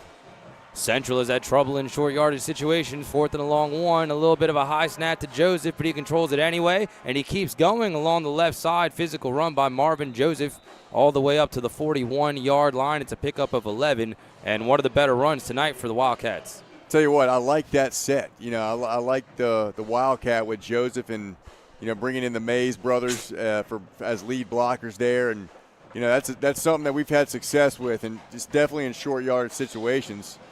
You know, I like the idea of Furman carrying the ball a little bit more. You know, he's a threat to run the football. You know, maybe we need to do a little bit more of that and, you know, try to get some momentum offensively. Don't disagree with you, as Garnett has a nice lane up the middle. Excellent job by Crochet to blow his man off the ball on that play. 9-yard gain for Garnett as the Wildcats towards the end getting a little something going on the ground.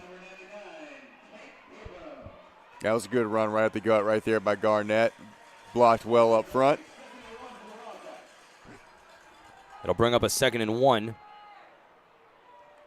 Womack still out of the game for Central as Furman's back to throw. Now he rolls out to his right, keeps his eyes downfield, puts up a dangerous one, and it's almost intercepted as he was trying to connect with Tyron Williams near the 20-yard line. Excellent job in coverage there by the Bears and Ian Locklar. 3rd down coming up for Central. Yeah, flushed him out the pocket and threw it into double cover. Really nowhere to go. Just kind of threw it up, hoping his guy would make a play. It's really the only option. You know, he's still sitting back there slinging it. You know he's a gamer and he's a competitive guy. I do agree with you about maybe some more plays utilizing Jackson's legs. Might be something to consider going forward as it's 3rd and a short yard for Central. Here's a snap back to Furman. Marvin Joseph up the middle, pushes forward for a couple of extra yards as he dragged a Catholic defender. Physical piece of running by Marvin Joseph. And it's a 1st down Wildcats into Bear territory. A good tough run right there by Joseph, just lowering his shoulder and getting the 1st down. You know, I know you don't want, excuse me, Mario, I know you don't want your quarterback to run the ball the whole game. Somewhat, you know, you don't want it to be that way, of course. But so I know that's the idea. You know, they want to be more balanced, you know, but just hadn't had much success tonight against a good Catholic defense. Furman in trouble again, and he'll go down once again at the 45-yard line. Multiple Bear defenders were in pursuit of Furman, and it looked like Gardner O'Neill making first contact. Another sack for Central, and another 2nd and long coming up for the Wildcats. Yeah, not much protection on that one. Right off the bat, Furman was getting pursued by multiple orange jerseys. Excellent performance tonight by the Central D-line. All over Jackson Furman, not letting many Wildcat runs get into the 2nd level. A big test for the Wildcat offense tonight, and the Bears have certainly won that battle as Furman by himself in the shotgun. 3 receivers to the top, 2 to the bottom. Here's the snap. Furman lets it go. Middle of the field. Once again, he's got Kylan Thomas into Bear territory inside the 45. They'll mark him down at the 44-yard line. They've found some success with Kylan Thomas in the middle of the field, make it a 3rd and about 5. Good job by Furman to stand tall there, deliver that ball down the field to Thomas. Good timing on that route. Wildcats trying to put something together here towards the end of the game, trailing 35-10. The Bears looking for their 5th victory here in 2024 and their 2nd straight over Central. Furman with trips to the top of the screen, takes a snap. 5-man rush coming from the Bears. Furman steps up, puts a laser into the chest of Kylan Thomas, but he was not able to hang on. Might have gotten some contact on the ball from Caden Jones, who was step for step in coverage. 4th down for Central. I like that ball by Furman. He stepped up and delivered right in the chest of Thomas, and I'm not sure if Thomas just dropped that one. I know it was a laser by Furman, but you know, it was pretty tight coverage, but I do like the throw from Furman right there. 4th down for the Wildcats. Got to get to the Catholic 38 to keep this drive going. 4-man front for Catholic. 7 defensive backs on the field. Here's the snap. 4-man rush from the Bears. Furman lets it go. Middle of the field. It's caught. Stephen Womack, breaks a tackle. And Keithan Womack, who just came back into the game after that leg injury, is all the way down to the Catholic 29. So the Wildcats continue to play hard. Set up a 1st and 10 inside the 30. Yeah, that's a great sign to see 16 back in the game after that scary-looking injury. Must have just got twisted up a little bit, nothing serious, which is great to have Womack back. Glad he's okay. Still making plays as well, looking healthy for the Wildcats, who play a 1st and 10 from the Catholic 29. Trying to put a dent in this lead. Jackson Furman takes the shotgun snap, pumps once, wants to let it go, down the sideline, out towards the middle of the field, and he's got a man in the end zone. Touchdown, Wildcats. So the Wildcats continue to play hard, and Jackson Furman throws a strike to hit his receiver in stride. Think that was Stephen Rennell on the catch, still trying to get a handle on the number. That was Marcus Watson on his first touchdown reception of the season. What a ball by Furman. Yeah, great ball right there by Furman. Had a couple guys running pretty close to each other on the sideline.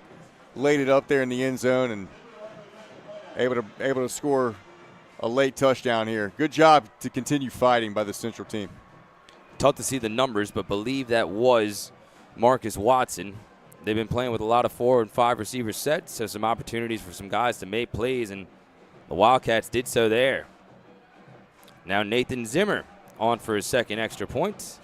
His kick is up, and it is good. Wildcats still fighting with 2:54 left in this game. It's Catholic 35 and the Wildcats 17. We're back after this short break. You're watching Wildcats football.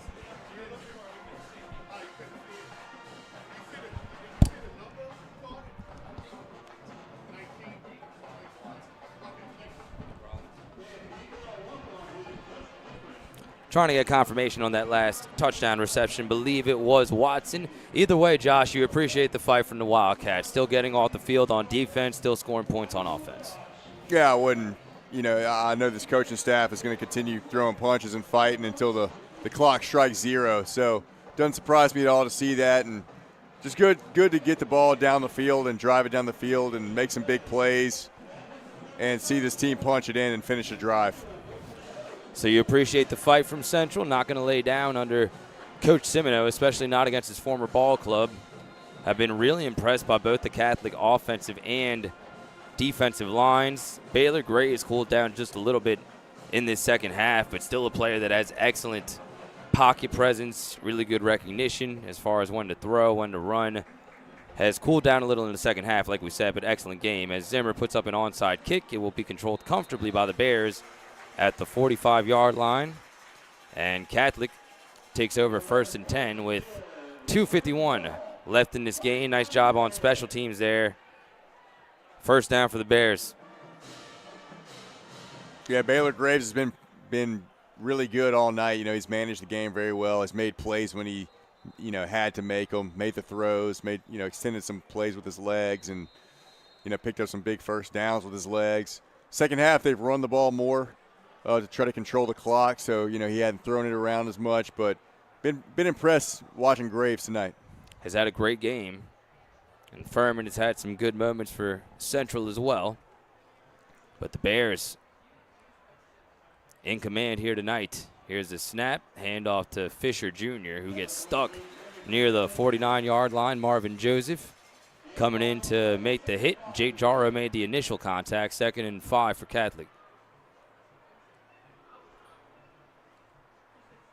Defense has been getting, they've given up some plays tonight, and at times they've looked really good. At times they've kind of looked out of whack, and running guys running across the field, hands up, not knowing exactly who's covering who, and that, just I wouldn't say the best defensive performance by Central. I know they're a little banged up. Want to get some guys back healthy, but they're going to learn a lot from this game. Well said. Here's the snap. Handoff to Fisher Jr. once again. Got nowhere to go as he's tripped up after a 1-yard gain. And K.D. Mays is still had a pretty good effort here tonight. Gain of just 1 for the Bears, 3rd and 4. Yeah, that guy's going to always play hard. K.D. Mays is still flying around. He's making really good plays. And kind of the heartbeat of this defense, man. You wouldn't expect anything else. And they've kept DK Mays relatively in check. They've had some chips, some double teams, but nice job by the Central offensive line to kind of limit him and not let him wreak havoc after a 2-sack performance last week against Woodlawn. And now a 3rd and about 4 coming up for the Bears. Ball at the Wildcat 49. It's Fisher in the backfield with Graves. Here's the snap. Fisher up the middle, runs right into the Central defensive line, and he's well short of the first down. Set up a 3rd and about 3 from the 48, and a timeout called by the Wildcats with 1:15 left in this game. Yeah, I'd have to go back and really watch the film, but I believe they've run the opposite direction of DK Mays all night. If he was on the edge, you know, they're choosing to run the other way, which is smart. You know, the guy's disruptive. You know, kind of stayed away, kept him out of the game, not allowed him to be that disruptor that he can be. You know, so good game plan by Catholic as far as, you know, their offensive scheme is concerned. Catholic, such a well-coached bunch. Hudson Fuller, in his 2nd season, took home the state title in his 1st. And this is a team that's very in sync, both offensively and defensively. And on special teams, each team kind of made a big play on a takeaway. Stephen Rennell muffed the punt when Central was down by 18, trying to rally early in the 3rd quarter. And Blakeson Stoken got his 3rd kick block of the season early on. So special teams, a little bit of a wash here tonight. But Central, offensively and defensively, has been superior. Or Catholic has been, excuse me. If you go back, and I'm sure when they go back and look at the film, they're going to see missed opportunities. They're going to see the muffed punt. You know, there's times that we could have gotten into this game, you know, driving down the end of the first half and coming up empty on 4th down. Just didn't make the plays. You know, I do think Catholic controlled the line of scrimmage for the most part. As a 1st down conversion made. Nice job in the open field there by Alex Affine, who's had himself a heck of a game. He had the recovery on the muffed punt. He had a touchdown reception, and he gets another 4th down conversion for the Bears. Yeah, another area where we haven't, you know, done very well tonight is open field tackling. Catholic has seemed to make us miss in the open field multiple times. You know, something that, you know, you typically don't see from the Central defense. Just a small margin for error every time you play Catholic high, and they took advantage of almost every Central mistake here tonight as we're under a minute to play. 40 ticks left on the clock here at Memorial Stadium. And Catholic holding a 35-17 lead. Here's a snap back to Graves. Fisher up the middle as the Bears are still playing hard, and Fisher is down inside the 30 to the Wildcat 29. Doesn't look like that. They're running another snap if they have to, if they want to. Under 20 seconds to play.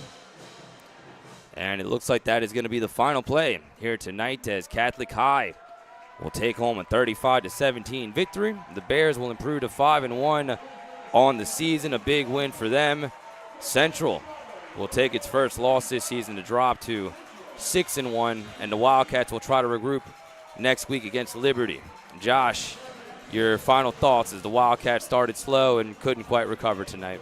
Well, Catholic won the line of scrimmage. That's as simple as it is. They won the line of scrimmage on both sides of the ball. And when you do that, you're going to win 99.9% of those games. And, you know, there's things to learn from this game. And, you know, I think defensively we'll be a lot better. Offensively, we got to find ourselves. We got to find out our identity and who we are. And we'll regroup and we'll come back stronger. Wildcats will host Liberty coming up next week. It is a loss here tonight, 35-17 at the hands of Catholic High. Appreciate our crew for all the good work as always, for all of them and for Josh Johns.